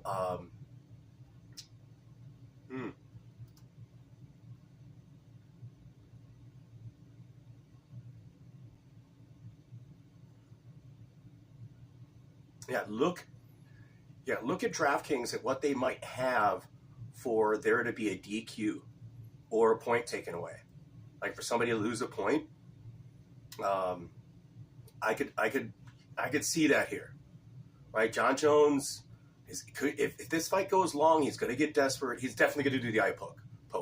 If there's a prop for John Jones commits an eye poke, I might bet that. If they give me like decent plus money on it, if you could bet it, that there was that bet, which I think sometimes there are. I know that the DraftKings has a prop where a fighter loses a point, like there is a point loss. So I'm going to look at that in DraftKings because I think John Jones is going to do some dirty shit. He's cold. He hasn't been in the octagon for a long time. They're going to do a lot of reaching. Gon does the cat pawing reaching too. Both these guys are going to be a lot of cat pawing, a lot of hand fighting at distance.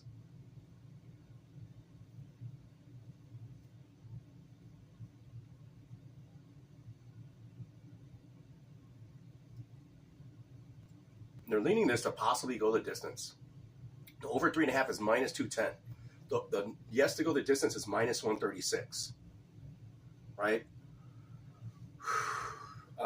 Gon by submission plus 1,300. Jones by submission plus 700. When was the last time that Jones got a submission? It's been a while. Vitor Belfort, that was in 2012, over 10 years ago, almost 13 years ago. And he also submitted Lyoto Machida. And he also submitted Quinton Jackson. And he submitted Ryan Bader. All guys that are strikers. So that submission line for John Jones is looking a little tastier right now. Right? Because he does not want to go all five with Cyril Gane. Because if that's happening, it's going to be a lot closer fight than people realize. Right? Unless he's getting like lots of control time, and then it goes back. If Ngannou could take down, if he can take down Cyril Gane, what do you think John Jones is going to do? He's going to take him down, right? In that bout, Francis Ngannou had 8.5 minutes control time, 8.5 minutes control time, 4 or 5 takedown defense, right? It was a unanimous decision. If John Jones gets a takedown, what do you think is going to happen? He's gonna lock up a submission. His jiu-jitsu is far better than Francis Ngannou. Far better. Is he that roller type? No, but Cyril Gane's a big guy himself. Cyril Gane has never been submitted. Yeah. Nope, never been submitted. It's just going to be, it might be worth the chase for that Jones, but I don't think so. Him coming back.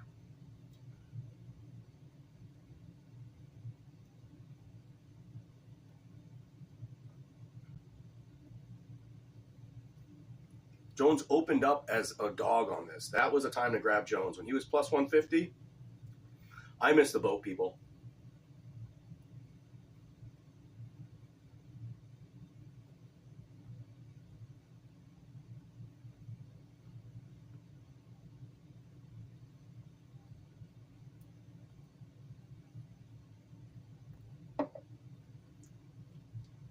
I like Jones because of the grappling. The grappling is just going to be night and day.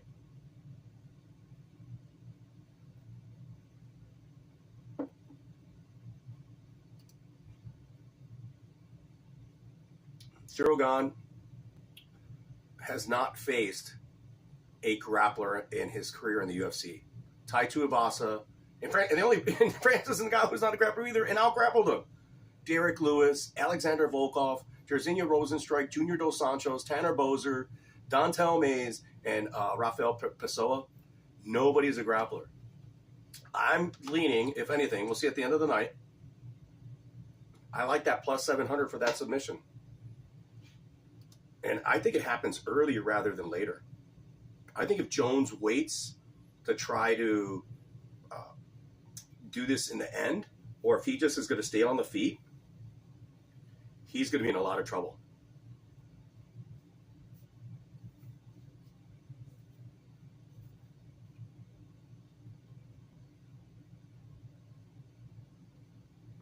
Here's my thing, real news. A lot of people underestimates Jon Jones' fight awareness.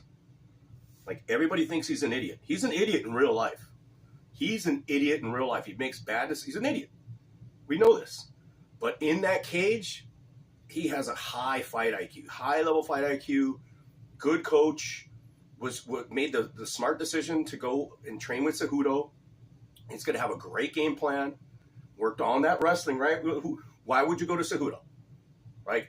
Cejudo is a strategician. Like, he's a strategist. He's going to provide him with the game plan, and it's going to be a good combination, but grapple-heavy game plan. That tells you, him going to Cejudo tells you everything you need to know of what Jon Jones' intentions are. He's going back to his grappling, going back to that wrestling. He can hang with the Gane on the feet, but that's unwise because Gane has actual stopping power, a lot more speed, better striking, really, than Jon Jones, maybe.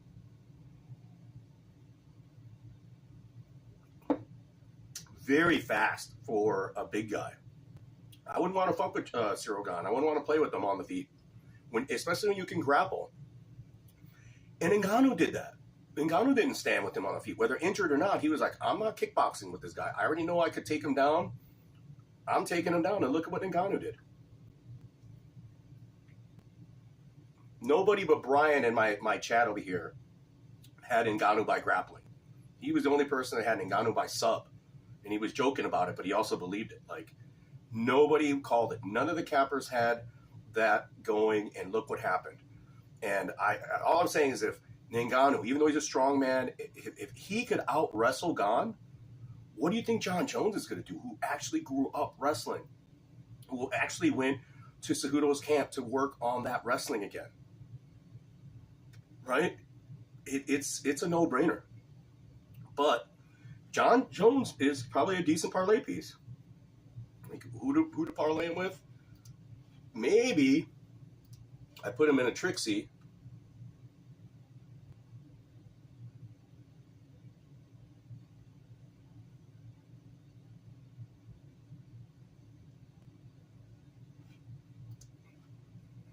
With Basharat, man. Even that still sucks.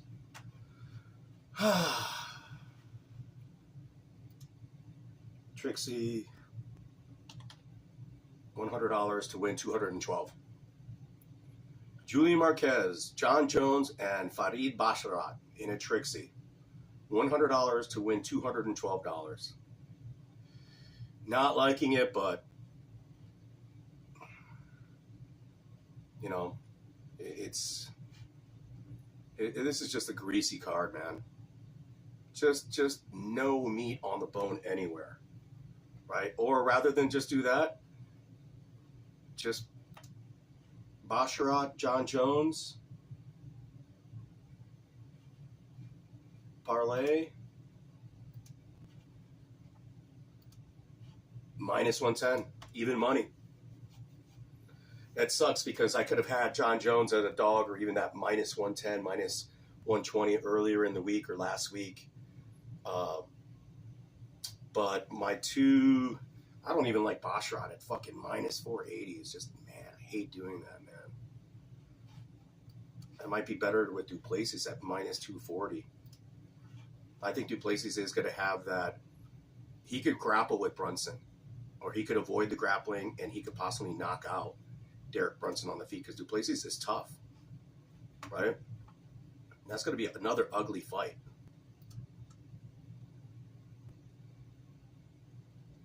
Yeah, Duplessis at minus 240. That gets us only to plus 124. Man, I don't know, guys. This card is not it's not for the weak, and I'm not feeling it. I'm not liking it whatsoever. Next week, guys, real news. I'm on John Jones. I think the sub might be in play. I think it will go long, but it shouldn't. If John Jones Oregon is smart, they need to finish this thing quickly.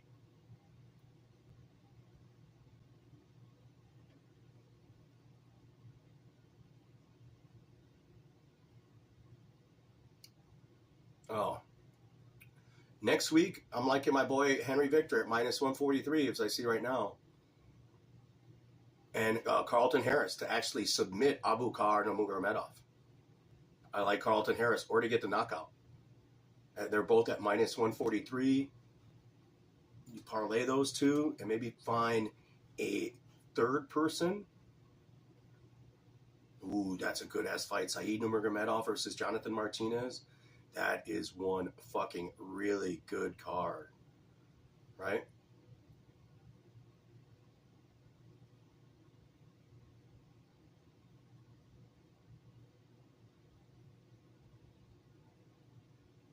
And then I like Merab Davashvili on the money line at plus 175. Wrestle. Put them in the Trixie. Shit, that's not a bad Trixie right there. You get, them at a Trixie.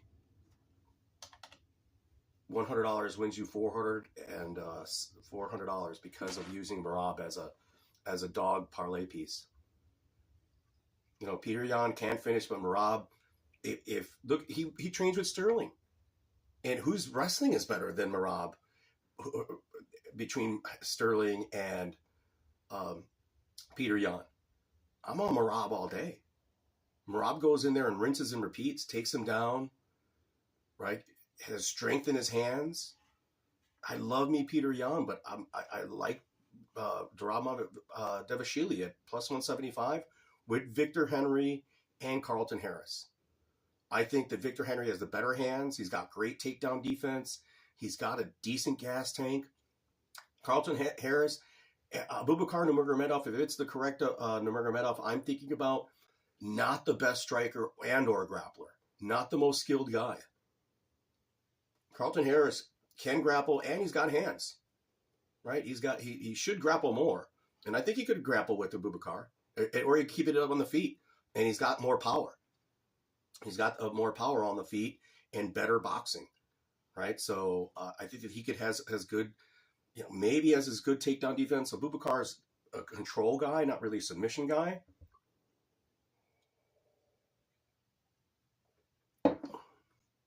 I'm on Carlton Harris, Victor Henry, and Merab Davashvili. Yeah, this cigar is really good, guys. Really nice, great flavors, subtle, full body. I had to relight it a couple times. That's because I'm talking a lot. It is a little moist, so it had a lot of Said against Martinez. Yeah. If that's the Said that I'm thinking of, the Nurmagomedov I'm thinking about, I think he can. Which Said is that one? I have to go look at the photo. Said, is it the bearded guy? What did Said do? Let me look at here. Let's see I have to look at remind myself of which Nurmagomedov he is. Martinez is damn good though, bro. Like Jonathan Martinez got a good kicking game, good, but he could be hit. The guy could be hit and he could go down, and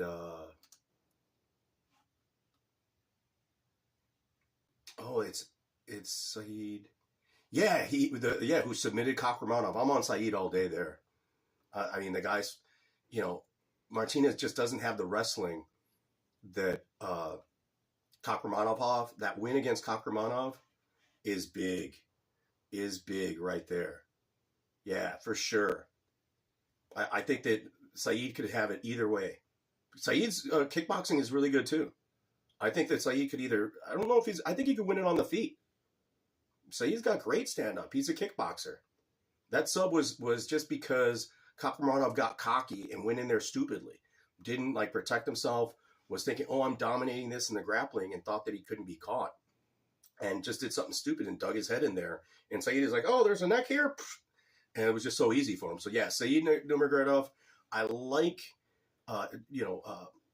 Martinez is going to have a slight height advantage, I believe. Not really. They're the same size, same reach, same height. Yeah, Saeed Nurmagomedov all day. And I don't have to put Darab in that Trixie. I could put Saeed in there at minus 195. I don't get the profit value, but I put the three favorites together, and I throw 100 on the Trixie, right? $100 to win 211, and I'm content with that. Carlton Harris, Victor Henry, and Saeed Nurmagomedov, and then I just invest on the money line with Rob Davishvili.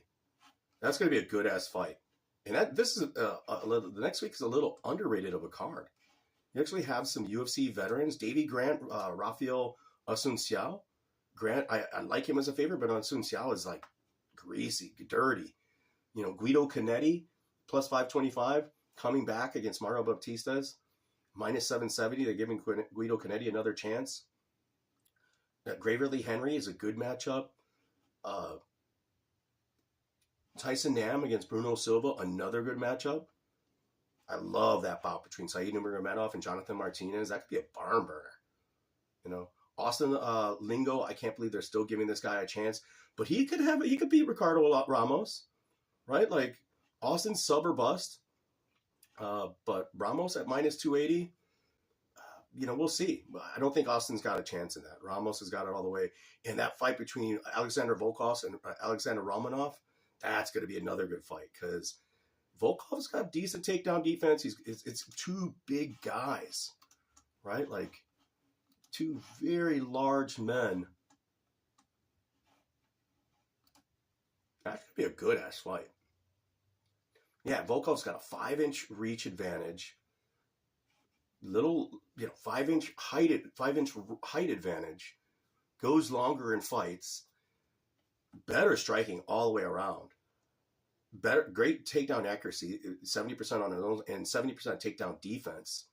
So, yeah, I don't know who to bet on there, but it's close, even money. Man, Alexander Romanov is not that good, guys. Right? Volkov, I'm slightly almost favorite Volkov there because Alexander Romanov has Jared Vanderbilt. I like Marcin Tybura, Chase Sherman. Marcos Rogero de Lima and Roque Martinez. Romanov is at an easy path to get here. And Alexander Volkov, by far a better strength of schedule. Right? By far for Volkov. And he's been in there at Rosenstrike, Tom Aspinall, Tybura, Cyril Gahn, Overeem, Harris, Curtis Blades, Greg Hardy, Derek Lewis, Verdun, Stephen Struve, Roy Nelson, and Timothy Johnson. By far a better strength of schedule.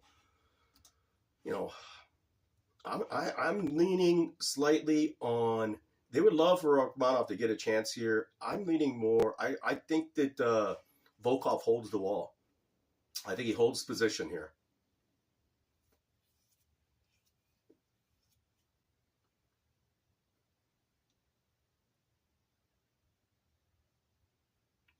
I think he holds position. He holds the wall. I'm leaning on Volkov for next week, but I think my main plays, if I made them right now, which I probably should, do I see a line switch here any place in the fights that I mentioned for next week? Do I see a line switch? What did I mention? I liked Carlton Harris. I could see more people coming in on Carlton Harris. Abubakar is way overrated. I could see Saeed boosting up. He's minus 195. I could see him skyrocketing over minus 200. And who was my third on there? Victor Henry, because I'm high on Victor Henry. I think Tony Gravely is very good, but Victor Henry has good takedown defense and good submission, like better. It's like a good gas tank. I think Victor Henry could outpoint Tony Gravely, keep this on the feet, and he's got finishing ability. And he's good on the ground. He's got great takedown defense and submissions on his own, but he's just a vicious guy. So I like those three right there. And I could see them getting juiced. So maybe I might make a play when I'm at the casino with their Trixie. I might throw the 100 on the Trixie with those three for the following week, for March 11th. So we're going to see. But, it's going to be, this week is going to be tough, guys.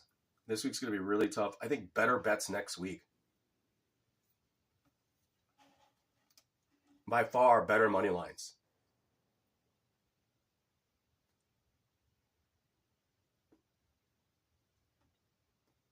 Other than Mario Bautista, we don't see these big juiced numbers on the money line. Right? You could bet even Peter Yan at that minus 225. That's attackable. Ricardo Ramos, I would not play that minus 278 with Ricardo Ramos. Hell no. But all the other lines, with the exception of Mario Bautista, J.J. Aldrich, Lipinski, I would not put that minus 230 on J.J. Aldrich. But everybody else, you could go either way. I like Davey Grant at that minus 162. But Rafael Ciao, man, the guy's crafty and tough. A good close win last time. Carl Williams versus Lukas Bresky, close there. I like the parity between Gravely and Victor Henry. I like Carlton Harris. I like Carlton Harris, but I'm high on Carlton Harris, and I've been burned by him. But he could stand up with Abubakar and knock Abubakar out, or just keep it on the feet and dominate by a decision. But I think he'll knock him out. Tyson Nam could surprise people. I'm not going to parlay Bruno Silva.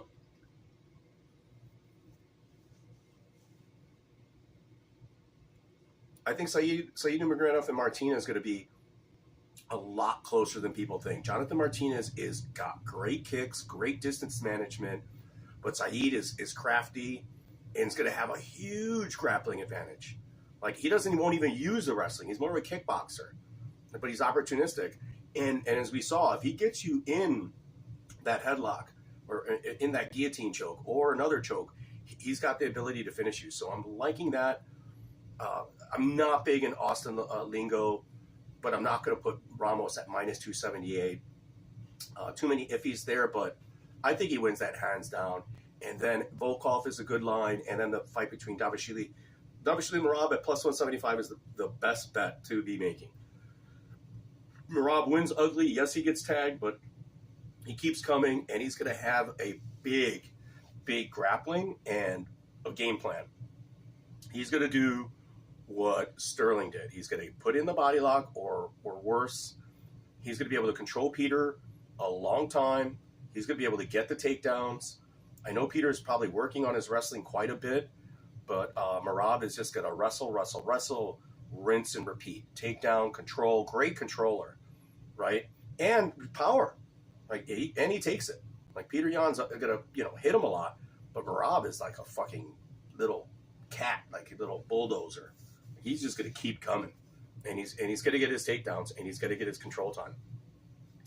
He might have better wrestling and control than Sterling might. One of the things, why was Sterling so prepared in his wrestling? Why did he do so well? Iron sharpens iron. Sterling was working with Merab, and Merab has got great wrestling. The guy was boring. Now he's an exciting fighter. Merab used to be a boring, like, all he did was take you down, hold you. But that's all he needs to do to win a fight.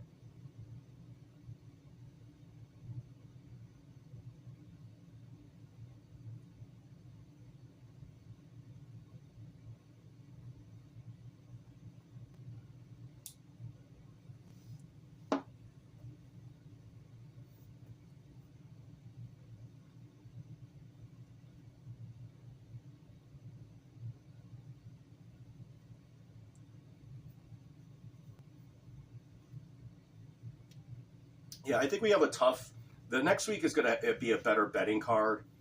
This week, man, it seems like I mentioned before, Vegas is not doing us any favors, man. These lines are so juiced, including the props.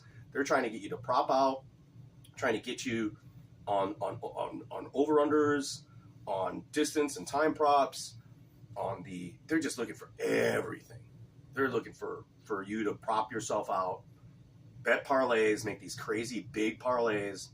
Just, I'm not having it. I'm not being manipulated by what the market is dictating, or at least not even market, but what the bookies are dictating for us to play to try to make money. Again, I'd rather just bet on like Julian Marquez, right?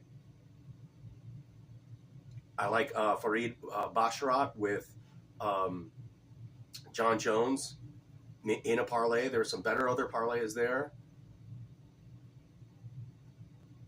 I like taking a stab at that Bo Nickel by TKO rather than submission at plus 265. Just taking a stab at that because this guy's chin is not that great. Jamie Pickett, well, you know, you tap that chin, and I'm almost like, what is Trevin Jones by that TKO? Plus 310. Thinking of fading Cody Garbrandt too. I think his time is gone past, right?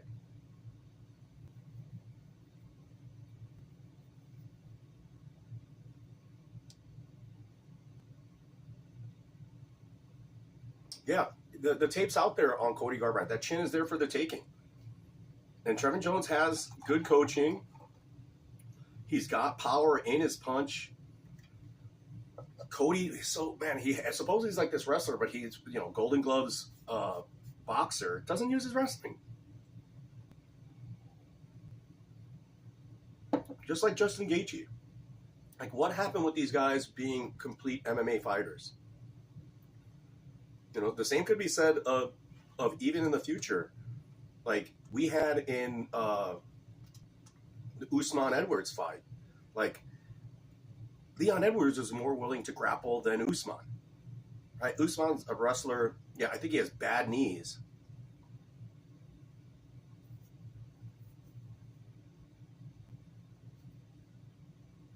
But Leon Edwards went in there and tried to wrestled him better, or grappled better than Usman. Right? Usman's hands have gotten so good, and all these guys fall in love with his hands. I'd rather be like a Merab Dvalishvili, where it's like, I'm still going to use my hands, but I'm still going to use my hands to go and grapple. You know, Alexander Romanov, same thing. He's going to go and try to grapple. Why is it that so many grapplers? It's because of the money and the fame. Like, that's why I think Bo Nickel by TKO, he wants to show out. He wants to show people, like, I can win by knockout too. I don't have to submit these guys. I got hands. I'm dangerous, right? And his jiu-jitsu isn't great per se, right? He didn't want to roll with Gordon, right? He didn't want to roll. I wouldn't want to roll with Gordon Ryan either. I mean, he knew better. The jiu-jitsu is not, it's there, but it's not like rolling, transitions, you know, different types of, it's more basic, just basic jiu-jitsu. You know, Bo Nickel has beat up, and that might be enough against Jamie Pickett, because Pickett's going to fold. But I think Pickett's going to fold because he gets hit first, and I think Bo might just stay on top, just maul him the first round. He's going to walk through Pickett round one. He's not going to feel him out. He wants the glory. Bo Nickel's there for the glory. He's not here for the money. He's not here to he sort of wants to be the best, but he wants the roar of the crowds. He wants to be recognized as one of the best. That's why he's comfortable yelling, you know, calling out Khamzat and all these other guys, because he knows his wrestling, his takedown defense could hold. But he has to demonstrate that he has it on the feet. You know, like Khamzat. Khamzat could bring it either way, right? So he wants to demonstrate that he is a danger wherever this takes place. And I think this matchup is perfect for him to demonstrate that he could strike. Because Jamie Pickett is going to be backpedaling. He's going to be going back. He's not going to come forward, and Bo Nickel's going to come forward. Bo Nickel's going to be very aggressive. You know, I think Bo Nickel could knock this motherfucker out in the first 2 minutes. What do they have? Match events.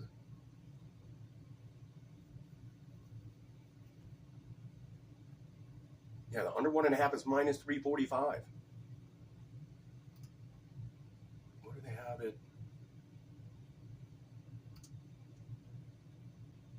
Yeah, Bo Nickel TKO plus 380 round 1. Submission round 1 plus 104. They expect us to finish round 1. KO or DQ round 1 plus 310. Submission round 1 minus 120. Bo Nickel and win over 1.5 plus 250. Him under 1.5 is minus 385. They expect this to finish quickly. You know, I like Bo Nickel. What was that? Bo Nickel in round 1? Minus 195. Ridiculous, dude. Fucking ridiculous. Fucking Vegas. Fucking Vegas. And so I'm leaning towards that TKO prop. And I'm not going to bet big. You know, it's going to be a slight chase. Vegas is really, really tight with these lines, man. They are not. There's no meat. These lines are way juiced, so juiced that it's a enjoy. You know, as this guy used to say, a fireball and popcorn. Just enjoy these fight guys, and let's just try to find other opportunities in other lines and other events. I don't think this is an event to really go hard on. I say that now, and one of my big mistakes is that I'll still end up spending betting like $400 or $500 on this card. That's me. Like John Candy and Stripes, I'm an aggressive gambler. That's before your time, guys. Go watch Stripes. Go watch John Candy movies. Canadian. Part of SCTV.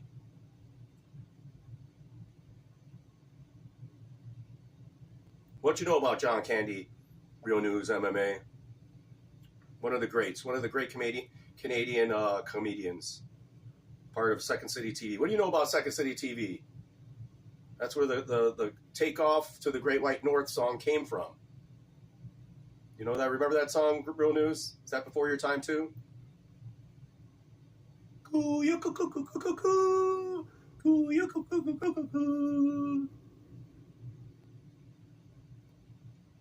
you didn't know I knew about that stuff.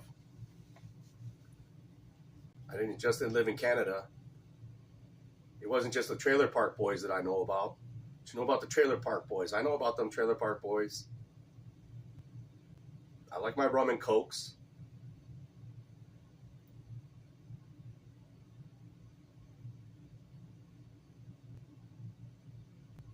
Real News. I even know about the Wayfarers. What do you know about the Wayfarers, huh? Real News. I'll get you with some of that stuff. I like the Wayfarers too, but of course. Yeah, look into SCTV, Second City TV. There's a Second City TV here. It was like at the same time as Saturday Night Live. I mean, yeah, Saturday Night Live here in the States. The Canadians had SCTV. And they had Rick Moranis. They had John Candy. You know, some great Canadian comedians. Awesome history there. John Candy, come on. Stripes with Bill Murray.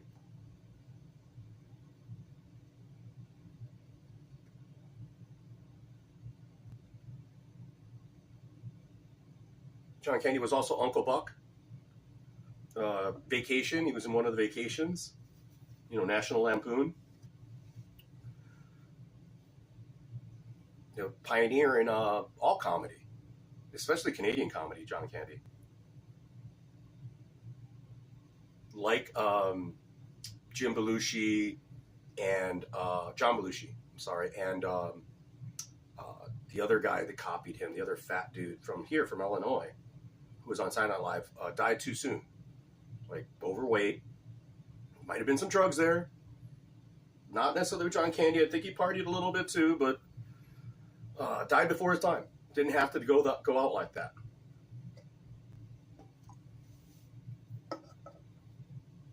Even myself, this beer is taxing me at my age.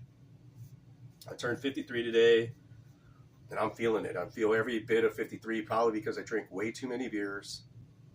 Like I'm not working out enough, and I just got to get back to a little bit of physical stuff. We're going to get back to it. Living too good. Like this rich living, a lot of meat in my diet, soda, beer.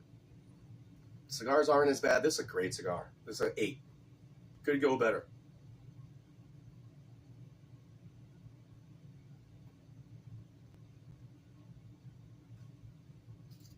For the price, this is a really good cigar. The finish on it is just fantastic. La Aroma de Cuba. Beautiful band. Look at that band. Thank you, Real News. I'm just chilling. I went out, had, like I said, earlier I went out, had some great tacos, went to Hop Butcher, had a few beers in the afternoon. Little small ones, 5 ounces, little small ones. But still really good beer. I'm doing really well. I'm very happy. I wish I were gambling better and not bleeding slowly, but it's not. I'm not losing a lot, right? Like losing $100 it fucking adds up. It hurts, but I'm not losing $1,000. I'm not $500 down. It's $100, $150 here and there, but it adds up, man. That's a day's wage or less. You know what I mean? It adds up. And you don't want to use your overtime. You want to use that to travel. You want to use that to buy more watches, to take trips to places, to Canada. We got the UFC Kansas City that I'm going to be going to. I just need to figure out the logistics of that and getting my day off.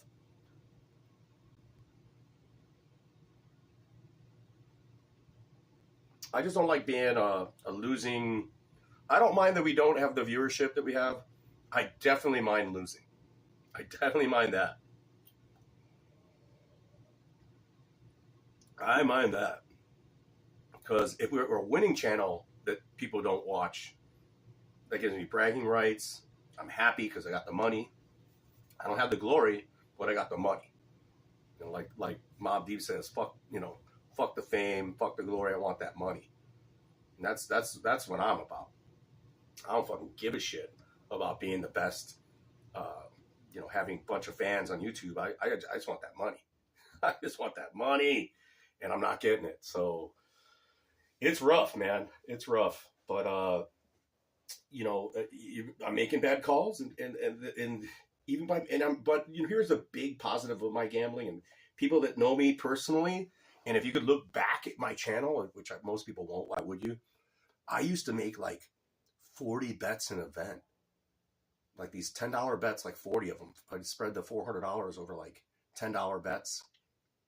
And people are like, you don't make bets. You're only betting $10. Well, if you bet 40 bets at $10 a piece, that's $400 an event, which is where that's my mean. I'm in that range now. And now it's great because I may only spread that over 8 events. I mean, eight fights, 8 bets, $400, if not less.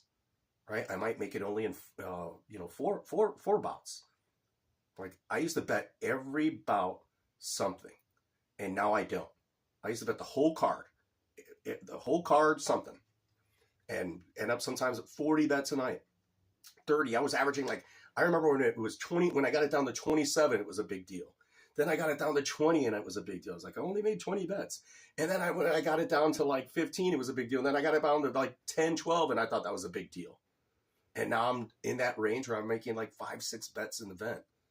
And almost for the same results, but it's not spread over all that much, right? And,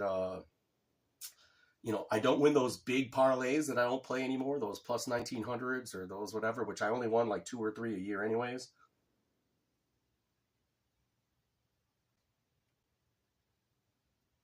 But I think it's better being the low volume, higher amounts, and being more strategic and then not the crazy parlays. I used to parlay. I don't do it, guys. Do not stack these time props, these just other prop bets on prop bets in order to get to a number that you're happy with. Because in reality, you could just do the Google conversion, right? Hopefully you could do the Google conversion of what your real options of winning those, even if it's a $2 bet that you're going to get at plus 2,600. Your implied odds of winning that bet are unlikely. So you're throwing away the $2 or the $5 or the $10. I'd rather bet that one prop or that one bet, that Martinez, for example, at plus 135. I'd rather throw most of my bank in that bet and lose than spread that, $200 over 6 other bets, right? I'd rather just put it all in that 135 because those other ones, I'm just trying to get to that 135.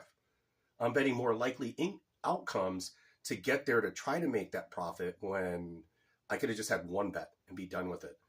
And so I've improved on that. I hope that you guys have, because I've gotten better with that over time, where I'm not betting the volume that I have, and I'm not parlaying everything. I'm not parlaying the props. I'm not parlaying the round props. I am sparing myself that and putting myself into a position where there is still risk, right?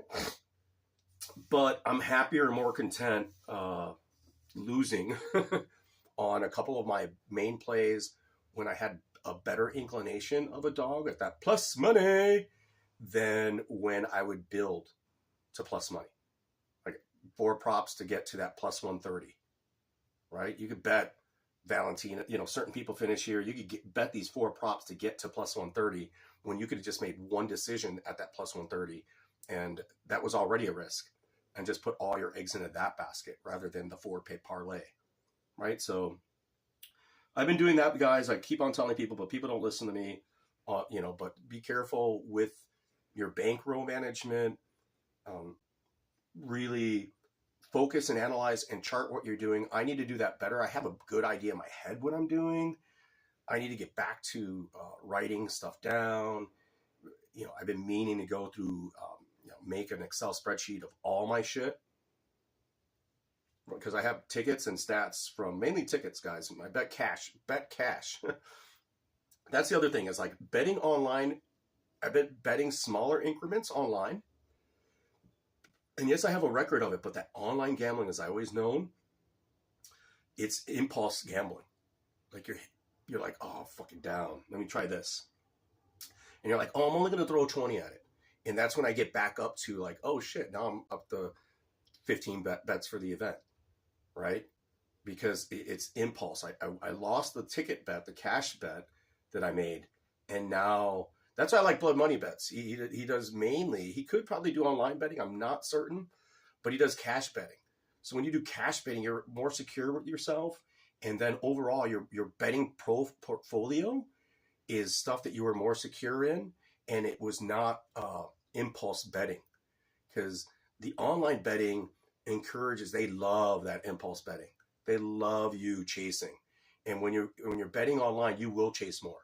You will bet more and you will chase more, because you can put the money in there. It's quicker. It's easier.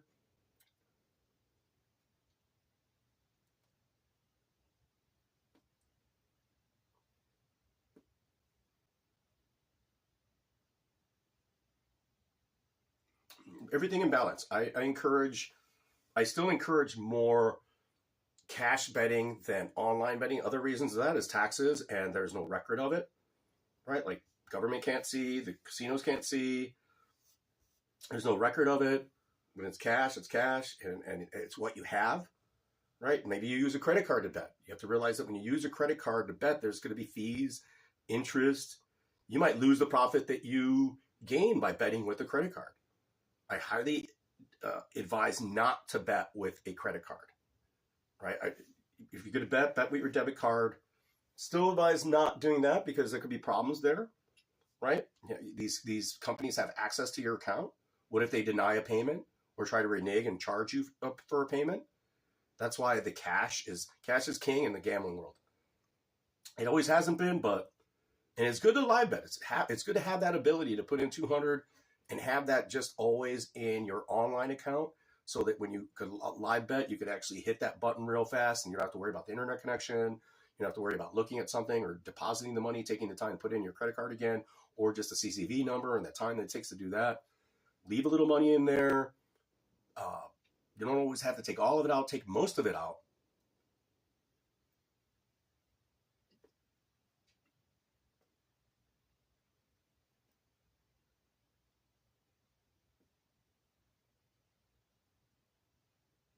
Yeah, everyone was saying, man, you go to the gas station, check and scan the device. That's cool. Yeah, the cash is better, because also if you're, especially in your sense, fair real news, if you can't put more money in, because I do that shit. I'm like, oh fuck. Like last week I was down. And I won myself back some of my money. I put a lot in Johnson, and I was like, I kept betting. I was like, I got to get that fucking 150, 160 back, right? And I kept betting, and I won some of it back, but I risked more than I wanted to. I didn't want to wager $500 for the car. I didn't want my bankroll to be that much. I wanted my bankroll to be like $200, and it wasn't. It ended up getting to be like $500 to not just lose the 150, but end up losing like, I want to say like $100, right? Like, but I had to make like 4 other bets, smaller bets, like, oh, I'll just bet 20 on this. And you know, it adds up, man. It all adds up. And all those hours that we put in work, all that little overtime, remember, it's not free.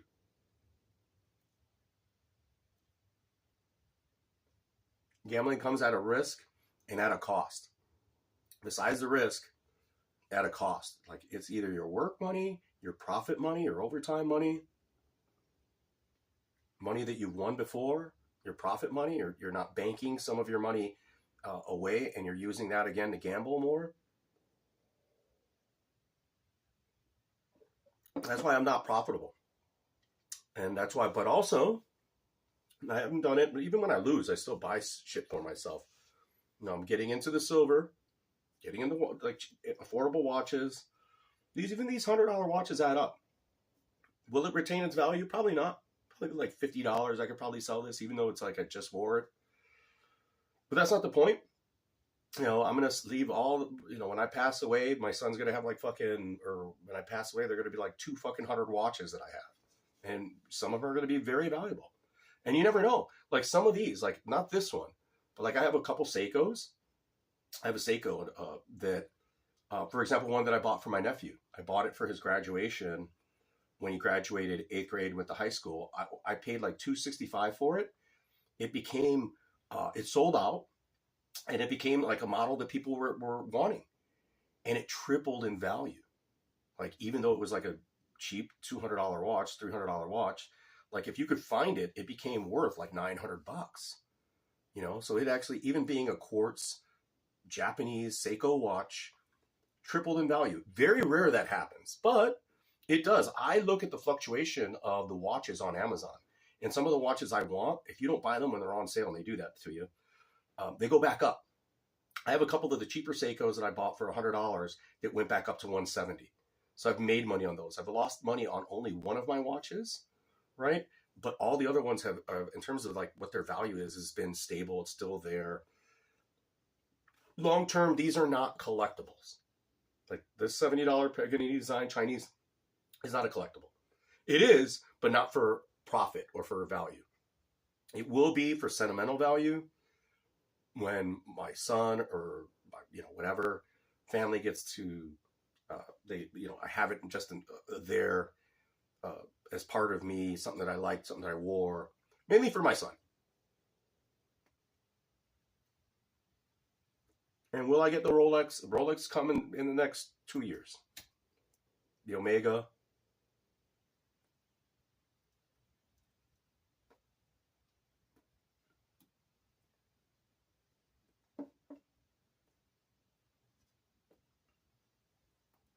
Yeah, I want real watch money, but lately I don't think that's going to happen. Especially with these lines, these cards, the way my betting has been going, that I've been more reserved and I haven't been as aggressive. It's going to be tough. But for you guys, you know, bank some of that money. I hope that you guys are making good financial and career decisions and life decisions for yourself. I've been better at it. It's been a good year. This was a very good year. After COVID, the past year at my new job, even though like the channel hasn't been fantastic, I've been fantastic. Guys, I've been doing really well. I've been very blessed to be around the people that I am, to have the job that I have. Been to Mexico a few times, been able to travel. I got to work with great people. You know, I've been able to see my family. My family has been doing very well. Thank the Lord, and everything's been going great in the family life as well. and the gambling life hasn't been uh, so drastic or so detrimental. And I've been keeping it that way. So that's all I would wish for you guys as well. I want the best for you guys. Good luck this weekend. If you've made it this far, you are about better. Stay away from a lot of this card, guys. But if you made it this far, you are about better. I appreciate every single one of you. Real News, my main fan over there, man. Appreciate you a ton. Anybody that listens, please comment, like, and subscribe. And as always, if you made it this far, you are about better. Go and get yourself a good beer, good cigar. Go work hard, play hard, bet cautiously, and try to make the most money you can, guys. All right? All right. Bless you guys. Thank you so much. We'll see you next week.